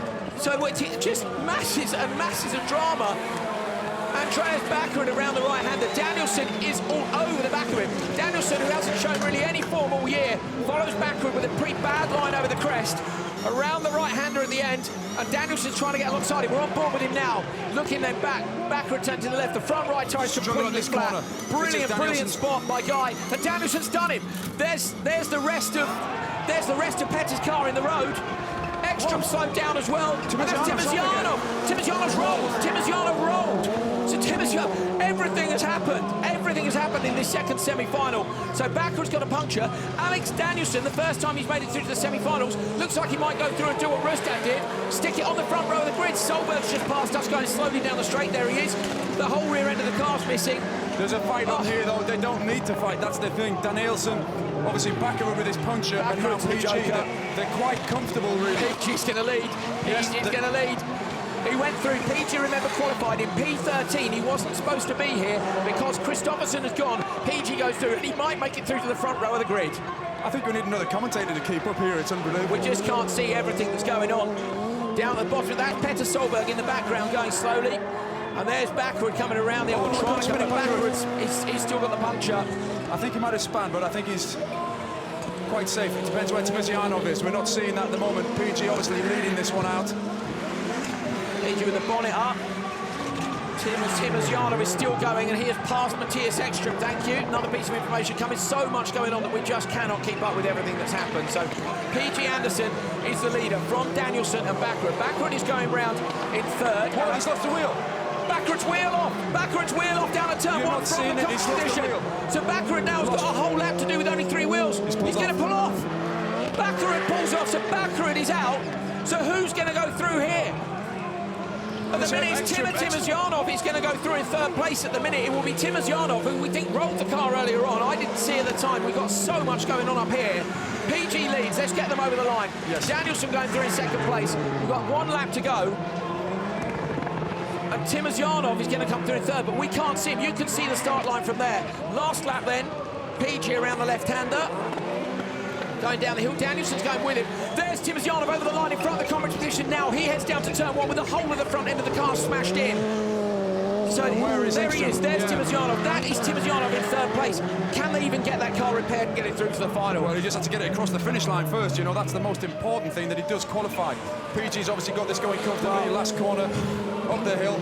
Win for PG Anderson from the last position on the grid. He wasn't even meant to be in there, and he's done it. Danielson goes through in second place. We're waiting to see who's going to go through in third place. Timozyanov still crawling around the track. There he is. I can't believe that car, if the roll cage is bent, he'll be out. Look at it, still going, Guy. I mean, it's panel damage. Yeah, great job. Great job. He had 2 big incidents in that race and still kept going. Great job to get over the finish line. Unbelievable. How can he see? Look at the bonnet bent. It's a Baccarat with the puncture. Distraught. With the puncture, of course, there's nothing there to take the impact away, Guy, and it's probably sheared the wheel studs off, the wheels off. It came off going down the end of the straight. Ekstrom over the line. Well, finally then, we should be able to get you a result up in a moment. Triggered as the cars come over the line. The crowd are on their feet, applauding Petter Solberg, who, bless him, finishes the race in front of his home crowd. I think anywhere else Petter would have pulled off, but he's gone through over the line. Here's the result. PG Anderson, Alex Danielson, Timozyanov, a full 20-odd seconds back. Ekstrom, Solberg and Baccarat are all out. Well, Neil Cole is up in the Iron Spotters Tower with the guys from Markland. Well, what an extraordinary race, not least because PG qualified as next qualifier in 13th and wins the race. Yeah, I mean, it was really a crazy semi-final. Besides this, PG did a really good job. He did such a good drive. And yeah, you have to take the chances when you get them. So now we have to see how we get on in the finals. Incredible, well done. Thank you very much. Okay, we can have a look back at the action from that one. Maybe we've got some camera angles that we didn't see before. Either way, here's the start. Everything was fine down towards turn 1. They split the same way as before. Watch PG here, up the inside. This is lovely. All this is dead calm and normal. And then somewhere here, Guy, someone threw a hand grenade in the room and ran out. That stuff just happened. Look at this down the bottom of the hill. Petter won't like that. You know he won't, because Baccarat's made a pass on him up the inside. Do you think that's where he got the puncture? I was just about to say, yeah. Well, the puncture and maybe caused the damage also. Right here, there's Petter running into the side of Matthias. There's Timo. So Timo runs in, he climbed the back of him. Petter's so car. then where does he roll? There! So he climbed the back of Petter's car, then he climbs the back of Matthias's car, lands on all 4 wheels and goes again. Yes, Timozyanov. That is how you get to the finish. Goodness. Unbelievable. I can't get over it. I cannot get over it. You can write a script like this. We need a breather. Yeah. Unbelievable. I've never seen a race like that. And like you said, PG Anderson stayed out of trouble. Well, every time Guy Wilkes comes along, mad stuff happens on the track, so we may have to have him up here a bit more. He's going to be racing in France. Hopefully he won't be involved in any of this malarkey.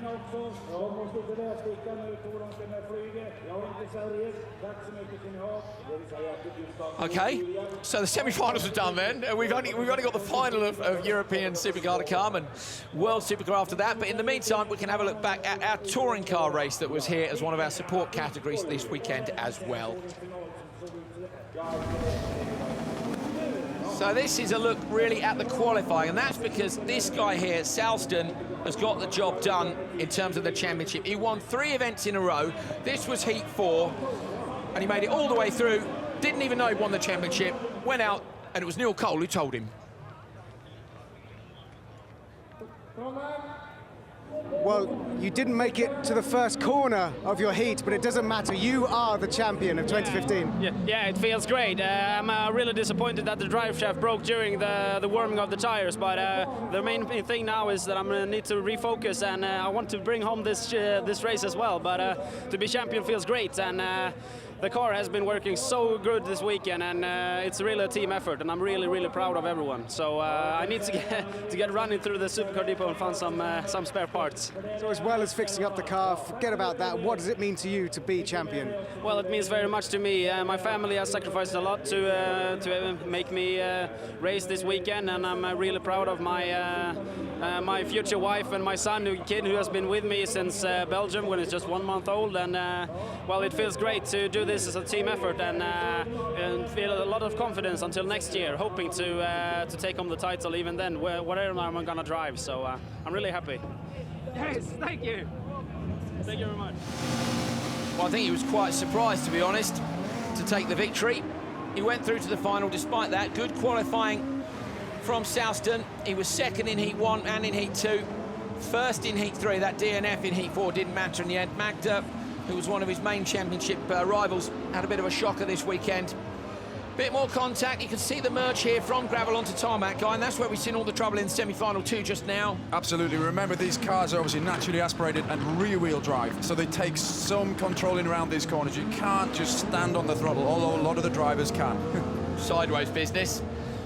Up the hill, where they've been watering the track to try and keep some of the dust down. This was Souston coming out behind, 55, Sandmo. Sandmo going down the hill in the lead, but Souston at this point, he'd said that one of the reasons he wasn't too excited when Neil interviewed him earlier was that he was hoping to refocus and try and win the event. He didn't manage to get that done, but it doesn't matter. He's given up everything this year. Him and his wife have put every single penny they had into this programme, and it's great to see Fredrik Souston crowned the European Touring Car Championship for Rallycross 2015.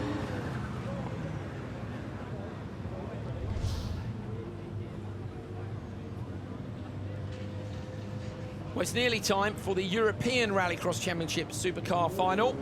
It's round 3 of 5 for those guys. I can see they're on the grid already. The fans are looking forward to the final. In the meantime, Neil is down on the pre-grid and he's with Knut Ove Borseth, who is the head of the charity, the official charity partner of European Rallycross Championship.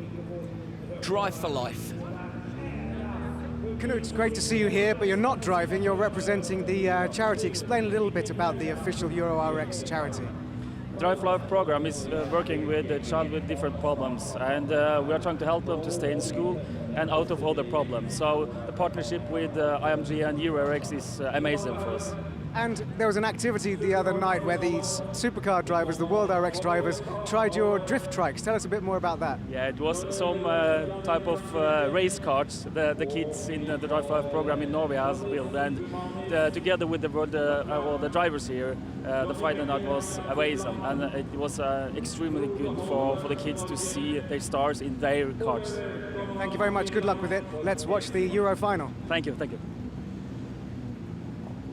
6 European Rallycross Championship supercars sitting on the grid, ready to go.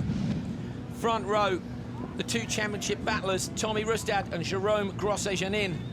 Behind them, Yanis Baumanis and Johnny Pekarajala.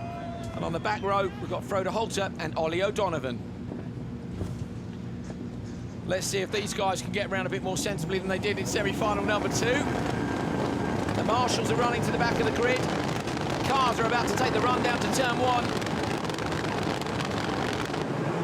Lights change, great reaction time by everyone. Rustad and Grosset-Janin are the ones you need to watch out for. They head down towards turn 1. Grosset-Janin looks like he's going to go into turn 1 with Rustad. Holter's trying to go up the inside. Rajala's the only one to go to the Joker lap. Down towards turn 2. Holter is in now. He's managed to get in front of Grosset-Janin. So Grosset-Janin there. I was a bit surprised he didn't go left. Well, to be honest, like we said before, it's a little bit easier looking up here. Oh, spin for Holter down the bottom of the hill. On the brakes too late. Grosset-Janin hits him front left corner. That's Ollie O'Donovan's gone up the inside. Ollie O'Donovan's moved up to second place. So it's Rustad from O'Donovan at the minute. And the only person Joker is Rajala, who I think is currently in 4th place. I think maybe, oh no, fifth place. So Grosset-Janin is car 3rd. looks okay, just panel damage. Thought O'Donovan was going slowly then, but he wasn't. Up and over the jump. So down towards turn 1. Who's going to go Joker this time? Oh, Grosset-Janin's run wide. Grosset-Janin's run wide. Up the inside, Yanis Baumanis makes a pass for 3rd place. Still only one person taking the Joker. Holter is a long way back. And down the hill now, O'Donovan's falling back into the clutches of Baumanis. We're looking at Rustad at the bottom of the hill. So O'Donovan is under a lot of pressure from Yanis Baumanis, the current leader of the Super 1600 Championship. here on a supercar outing. And Guy, he's doing a great job, Balmanis is. He is. The regulars will know exactly who he is, but he has been dominant in Super 1600 this year, and he's having a sniff up inside of O'Donovan.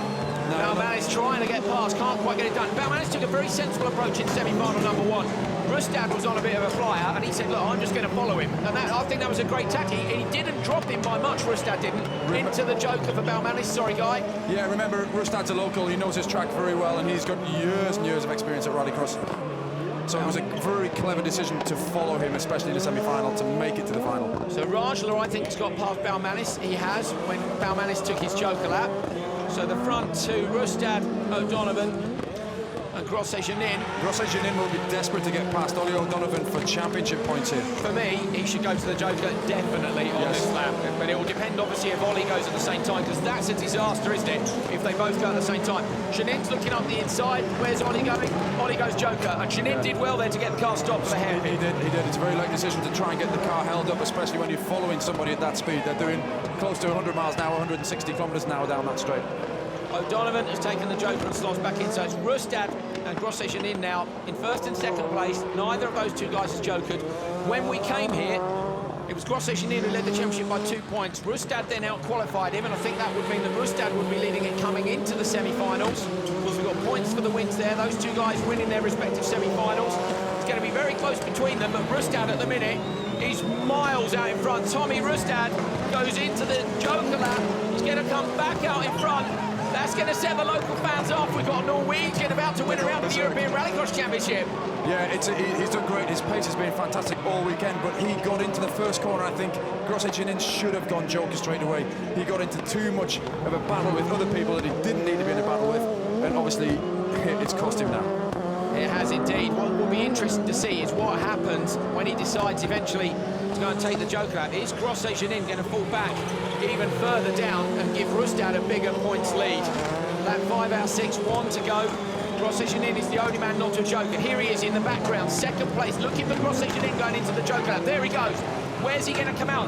Rustad leads the championship. Grosset-Janin's wide. It's a bad joker. He's going to fall down off the podium. Rajla goes through with Balmanis, and he comes out in 4th place, so that's not great for his championship. It's not the end of the world, but he won't be happy, Guy. No, but he's had a bit of a scrap the whole race. He won't be very happy at all. That's the easiest way to say it. Rustad, on the flip side, is going to be very, very happy indeed. Tommy Rustad is coming round the final corners here, and you can expect the crowd to go mad. They've lost the Norwegians in semi-final 2, but Rustad has saved the day. He wins round 3 of the European Rallycross Championship for supercars. Great job, Tommy Rustad. Rajla takes second, Balmanis takes third. Good for him too. Grosset-Janin 4th. O'Donovan over the line in 5th, and Rustad's giving it the big send up at the end of the straight. That's a proper celebratory donut. Nicely done. Brilliant drive. Back to back for polos as well, so this track is suiting them now. It's taken a long time, but Rustad's had great pace all weekend, and it's it's proved to be a great weekend for him. Absolutely fantastic. Tommy Rustad then with the win. Johnny Rajla second, Balmanis third, Grosset-Janin is 4th, O'Donovan and then Frode Holter. So you can see there Grosset-Janin has lost 5 points to Rustad, plus the points he lost when he was out-qualified by him.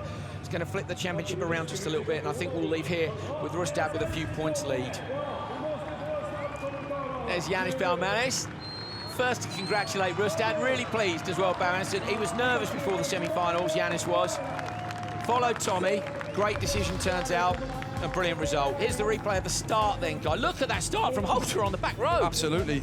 He got in amongst it, but watch Grosset-Janin here. On the outside, he gets tapped by Rajla. That's what happened. And then Holter spin at the bottom of the straight in front of him, then a big smack. Nowhere for him to go. Ollie did well there, didn't he, to slot it up the inside. Obviously saw what happened just ahead of him. Managed to make the pass. So Grosset-Janin, and then he ran wide here as well. And of course that gave Balmanis the chance. And then the joker lap didn't go quite so well either. So I think it'd be fair to say he probably sustained some damage in that smack that he had down the bottom corner. Yes, so maybe the car wasn't 100% so. Very fair point, Guy. Well, there he was running wide up. In fact, he ended up nicely on the apex after he used the bank like a berm. And managed to get it round and turned in. But nobody could get near this guy. Tommy Rustad, absolutely fantastic drive by him. And after those celebratory donuts, spinning the car around a fair few times, he stopped for long enough to have a chat with Neil Cole, who's up there now. Tommy, we can hear the fans still cheering that victory. What's it like to win at home in Norway? It's so big for me to win in my home circuit and in front of the home crowd and with the sponsors and everything which helping me to this succeed, and Marker and Motorsport as well. And yes, I'm just so happy. Difficult to find words, but I'm not in the hell, I'm in heaven. But crucially, you stayed out of trouble for the final.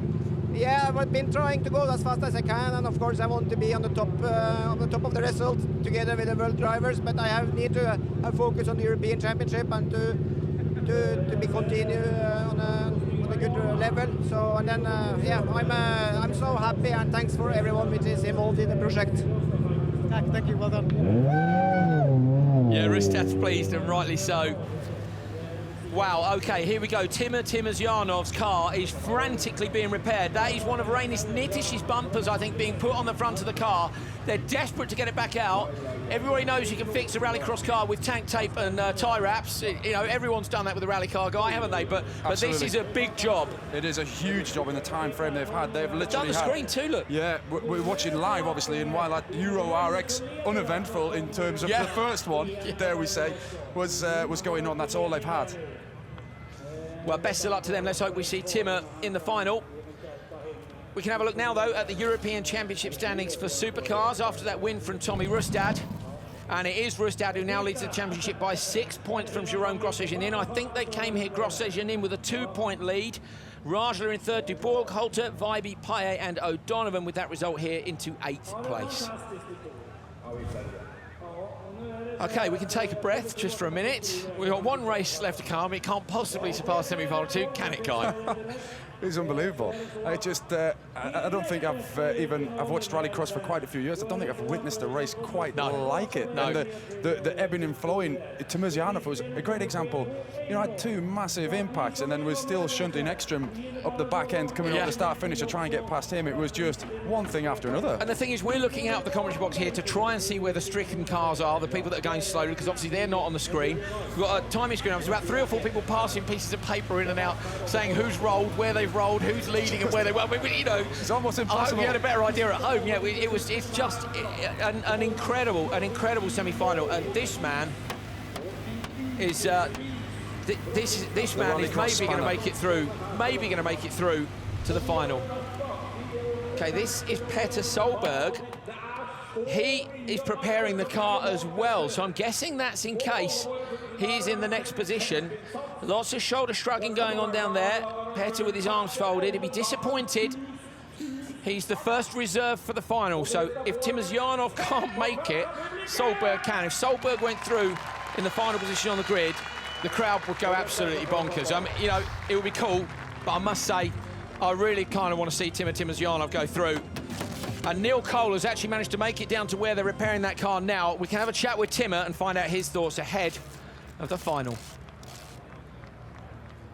Timmer, I don't think I've seen many people crash a car and then roll a car and then come third in a race. Talk us through what happened. It's starting to be like a normal this year. Yeah, that was a really tough start. The guys is pushing me into the joker lap. We have touched the wall, continue to drive. It was a little bit dirty, and my window was completely dirty. I can't see anything. And I understand that Petter was broken something, tried to overtook him. He's going on my line, crashed one time, continue to drive, and I understand that Extreme have some problem. Tried to overdrive him outside, he's continued to drive to the left.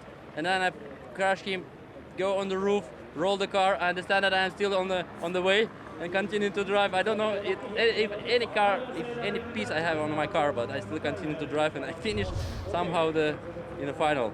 That was a tragic, how to say, that is not a traditional, but the first time this year in the final, and after this crash, like, amazing. Thank you, God. Good luck. Timozyanov, that's not the traditional way to go through to the final. That's the understatement of the year, isn't it? He hasn't made it through to a final at all this year, so to go through with a car which is utterly covered in tank tape and completely smashed to bits is really fitting. I'd absolutely love it if Timmer got a great result. Guy, we don't know what mechanical damage might have been done here, and it's probably not going to have the best geometry on it, let's say, is it? I think after he was very briefly on his roof. I think, but after he had that, I think he'll have been over the moon to make it to the final, so he's got to take what he has. Well, the rest of the drivers are getting ready for the final. That's Danielson, Neil Cole is having a quick chat with PG Anderson. Let's hear his thoughts ahead of the final. PG, it just goes to show you need to be ready if you're 13th qualifier, because you went into the semi-final and won your race. Yeah, I was actually standing in my shorts and looking at the supercar lights when they were screaming, so I just jumped into the overall and off we went, and had a good start and did a fantastic first corner. Yeah, that first corner was something special because you were just so assertive, I think, rather than aggressive. Yeah, it went really well. And then it's just played in my hands, and the drive was good, and the cars disappeared, and it was just a cruise to the to the finish. But you obviously were in the correct semi-final as well, because the semi-final 2 was chaos. Yeah. No, it didn't matter. I did what I should do, and what Ada was doing, I didn't care about. But you're in the final now. You're in the front row. You seem very calm. Yeah, I think they should be shit scared of me now. Apologies for the language. My day. Well, PG just a little bit overexcited, so apologies for the language if you're offended by that. I'm sure you can appreciate he's a professional sportsman in a very high-pressure environment. Genet about to go through onto the grid. Well, Genet's drive was amazing in Semi-1, but Semi-1 has just been completely overshadowed by semi-final number 2. Neil Cole has actually now managed to have a quick chat with Alex Danielson, who's in his first final, having made his first semi-final. So it's your first final, Alex. What's the plan? I think I'm just going to enjoy this one. I feel fortunate to be in it and to be on the second row. I will try and stay on the track for the first couple of laps and put the joker to them, though. Good luck. Danielson knows he's fortunate to be in there. I think Timosyanov thinks he's fortunate. PG, 13th place, wasn't even in the semi. He wasn't even in his overall when they told him he was in, was he? He said he was watching the RX Lights final. I mean, great stuff. There is PG now getting ready. Guy, he seemed really cool there. You know PG very well. And really honestly, you said to me on day one you felt he was struggling a little bit. Where's his mind now? Because the pressure went, when he was 13th, I haven't made it, done. Yeah, I'll go and watch the race. The pressure's gone, so where's his head at now? Well, he's got nothing to lose, has he? Because he shouldn't have been there, really, on merit. And he had a progressively better weekend. He got quicker and quicker and quicker, but he didn't quite do enough. So, you know, now he's thinking, right, I'm in the final. Front row as well, from being back row in the semi-final. And he made it through past 2 people from the back row, so you never know what he's going to do from there. Take his language out of it, I think they will be quite scared of what he is going to do, because he's been a little bit unpredictable, deliberately so, because it's tactical. We can hear the music being played in the arena here in Hell. Couldn't be a better name for what happened in semi-final 2. And we're about to see the final round 8 of the FIA World Rallycross Championship.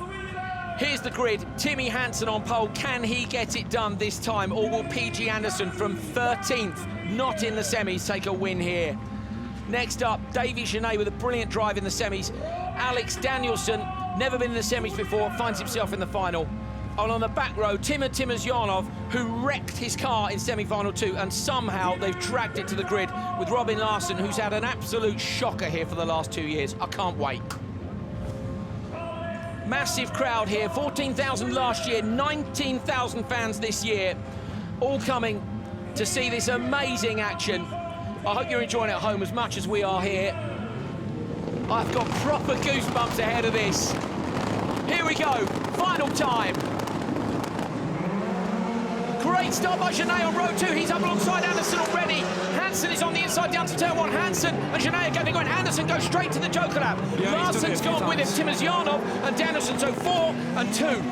PG's just got away with that. He almost messed that up and went a little bit too wide, but the guys who are in 3rd and 4th who've gone normal lap, they're sort of in no man's land at the moment. Very difficult for them. They could get held up. We know how fast Timmy Hansen is. Genet's right behind him. Genet here really can play. Danielson has just shunted Timosyanov right up the back end, and I think that it's only smoke. So close to the wall, they nearly had the camera off the banking there, but it's Hansen from Genet. So Genet, supercharger wall goes to PG Anderson.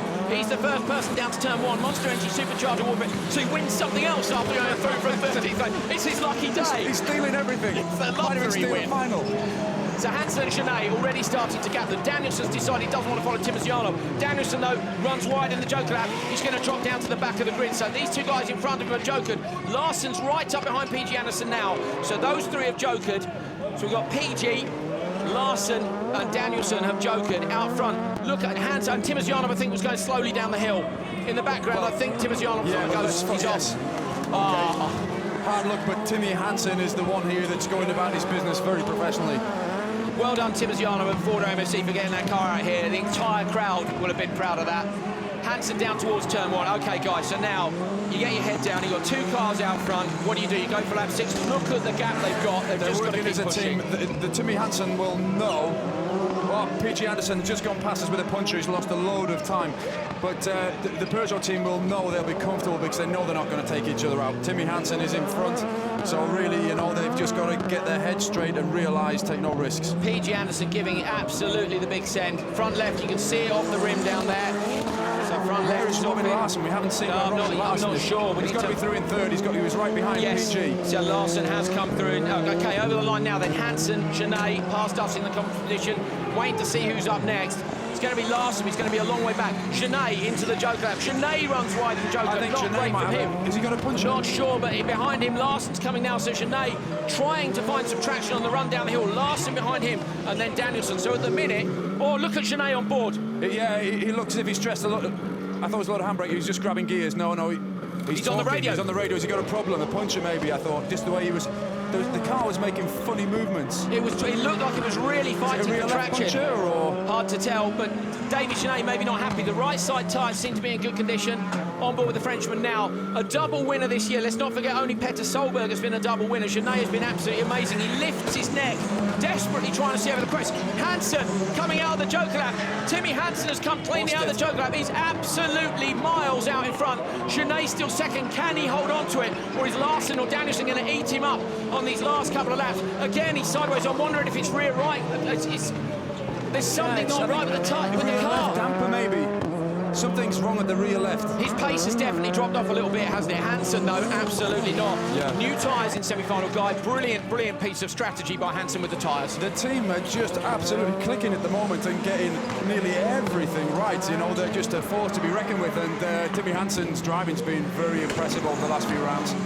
Well, even though in Canada he had some bad luck, but you know, he's been very impressive here this weekend. Just a lap to go. Peugeot Hansen might be set for a 1-2.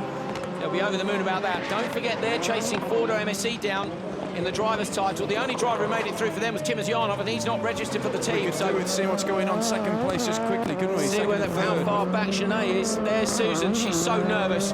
He's just got a couple of corners to go. Timmy Hansen comes around the left and then around the right. He won it in Sweden and the stewards took it away. He looked like he was going to win it in Canada. He ended up in the wall. Hansen takes the win in Norway. Finally gets the job done. Second place Genet. It's a 1-2 for Peugeot Hansen.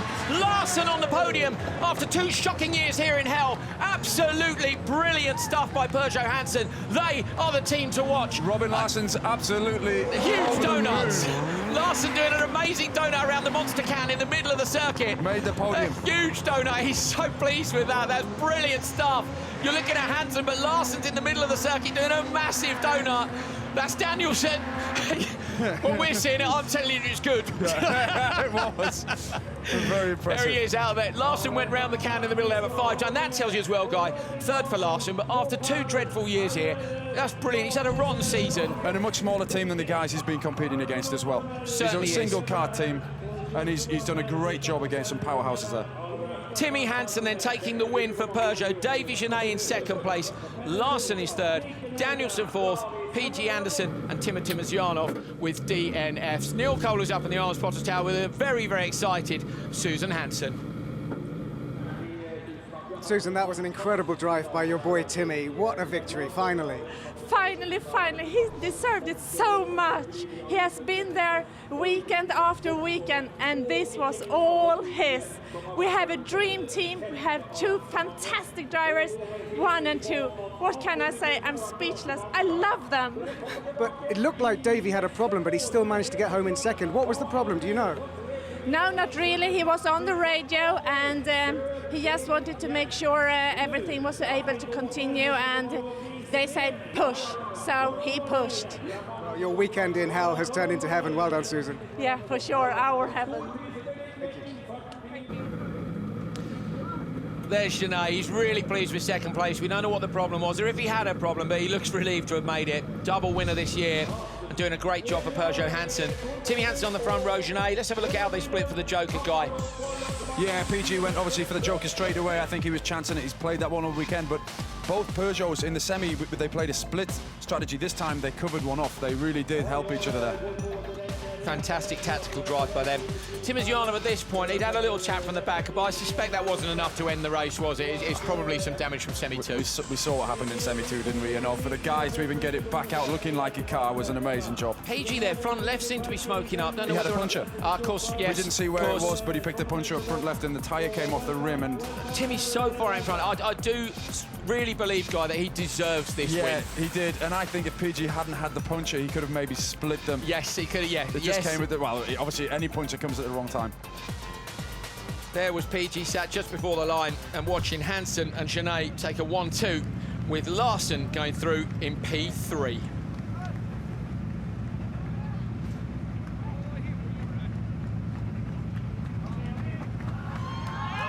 There's Timmy, greets the team.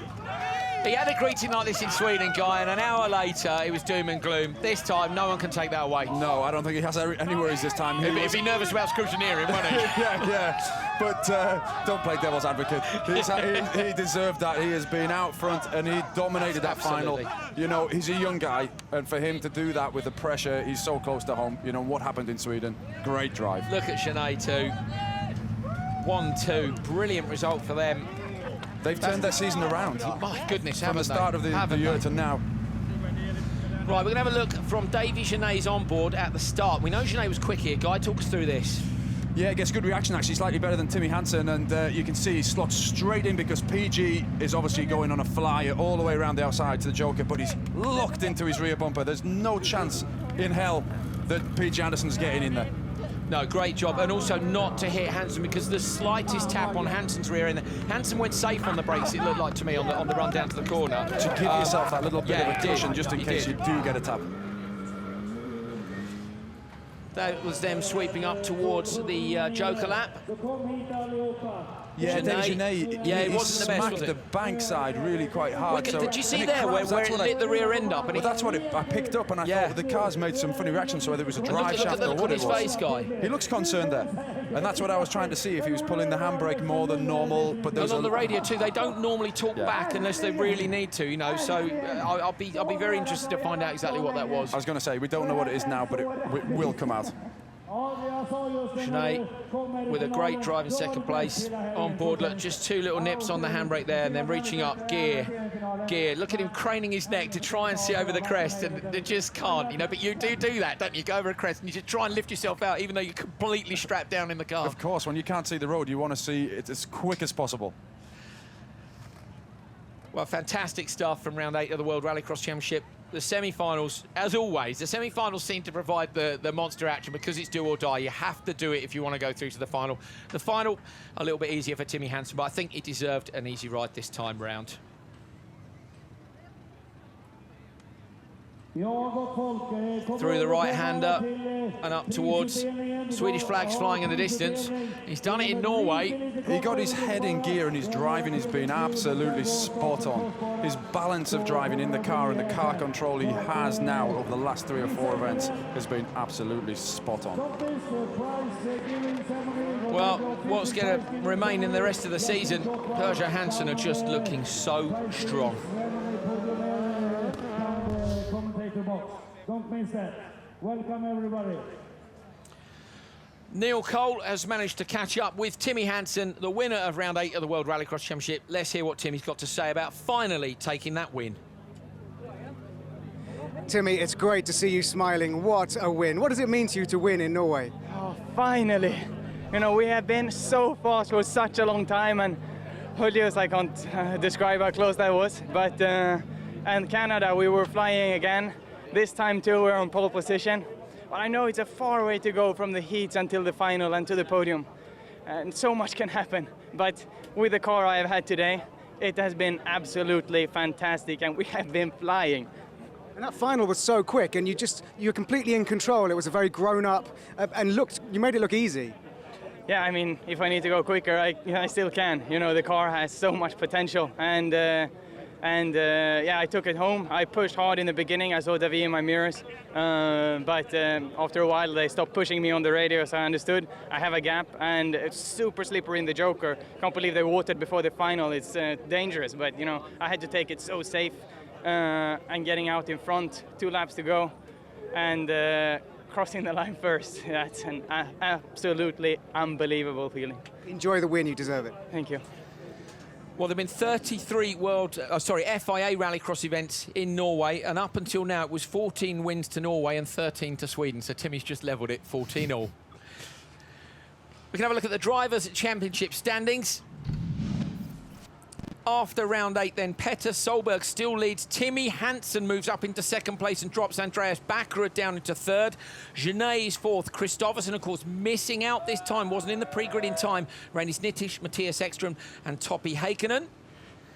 PG Anderson in 9th. We've got Larsen, Timosjanov, Stoll, Markland, Linnerud, Faust and Doran are your top 16.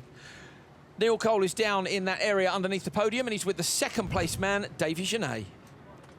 Davy, it wasn't another win, but a 2nd place in a Team 1-2. You have to be pleased with that. Yes, it's really fantastic, because after me, it's Timmy and me just second for the championship and team championship. It's very important.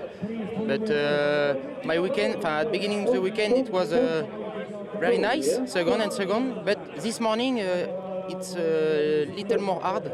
But after the hit, 3rd, it's good for the point. And now semi-final and final, it's another race. But for the beginning, the semi-final, it's difficult because in the Joker lap with Reinis and Henning Solberg, contact, push and push. But after lap after lap, catch, and it's a good race, very good race, yes. We saw you on the radio in the final. Was there a problem with the car? During the semi-final, yes.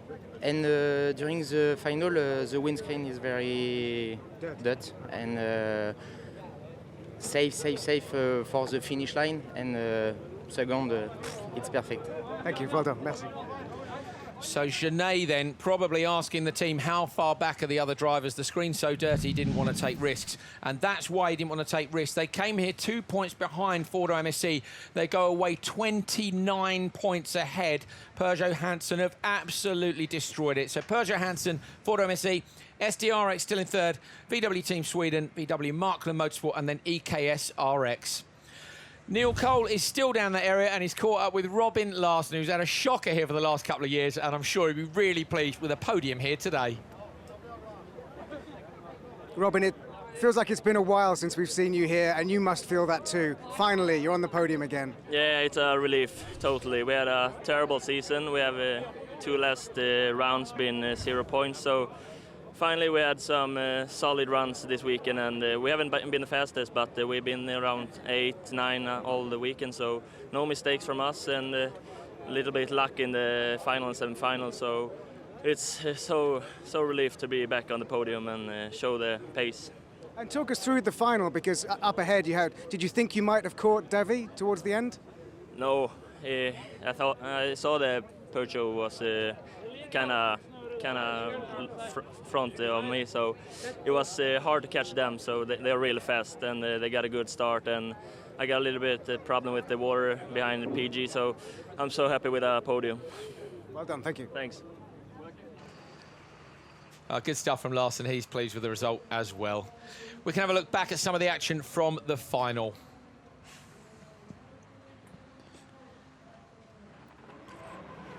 Well, this is not the final. This is what's happened here in round 8 generally. That was Pusher with a spin. Then it was Carlson being fired off. This was Ollie O'Donovan pushing a train of cars off towards the barriers. It's been action all weekend. Guy Wilkes, it's been a pleasure to have you here along with us. Have you enjoyed it? It's been absolutely amazing. I mean, to finish like that, you know, you feel sorry for some people, but I mean, it's been a great weekend. And to finish with live television in Rallycross has been absolutely over the moon. Great. Right, great to have Guy Wilkes with us. And Guy, of course, will be in action in France next time out in a fortnight's time. Guy, we wish you the very best of luck with that, mate. Look forward to seeing you there. Thanks. Helicopters flying high as the semi-final started, and this was when the action really kicked off. Semi-final 1 was fairly sensible, but semi-final 2 was absolutely mental, to put it mildly. This was Larsen managing to find enough pace to get himself through into the final, and then, of course, eventually end up on the podium. Hansen took the win, Genet with him. Semi-final number 2. This one needs a replay of about 5 hours to take in all the different stuff that happened. PG Anderson running a few people wide, various different jumps, but it was all about the contact. Timosjanov ran into the back of Solberg, took the rear end off him. This was Danielson fighting his way through his first ever semi-final, and he makes it through to the final. Good job by Danielson. Backward having to pull out. This was the one, though. Timosjanov with a roll, bangs it down the gearbox, fires it off again, and the team got the Russians' car ready to go out and do battle in the final. He didn't manage to finish the race, but the crowd appreciated that, and I'm sure you all would have done watching too.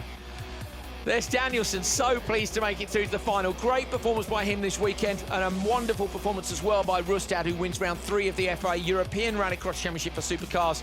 He now leads the standings there. Jerome Grosjean in his second, 2 rounds still to go. Round 8, though, was all about the final. Timmy Hansen and David Genet managed to get away out in front. Timosjanov, unfortunately, didn't last very long and had to pull over to the side of the road. No such problems for Hansen. He absolutely destroyed the field. He was miles out front. Genet was tail gunner for him. After the loss in Sweden and the problems in Canada, it's a well-deserved victory for Hansen and a 1-2 for the team. Can anybody stop them in the second half of the season? We'll see you in a fortnight's time from Loillac in France.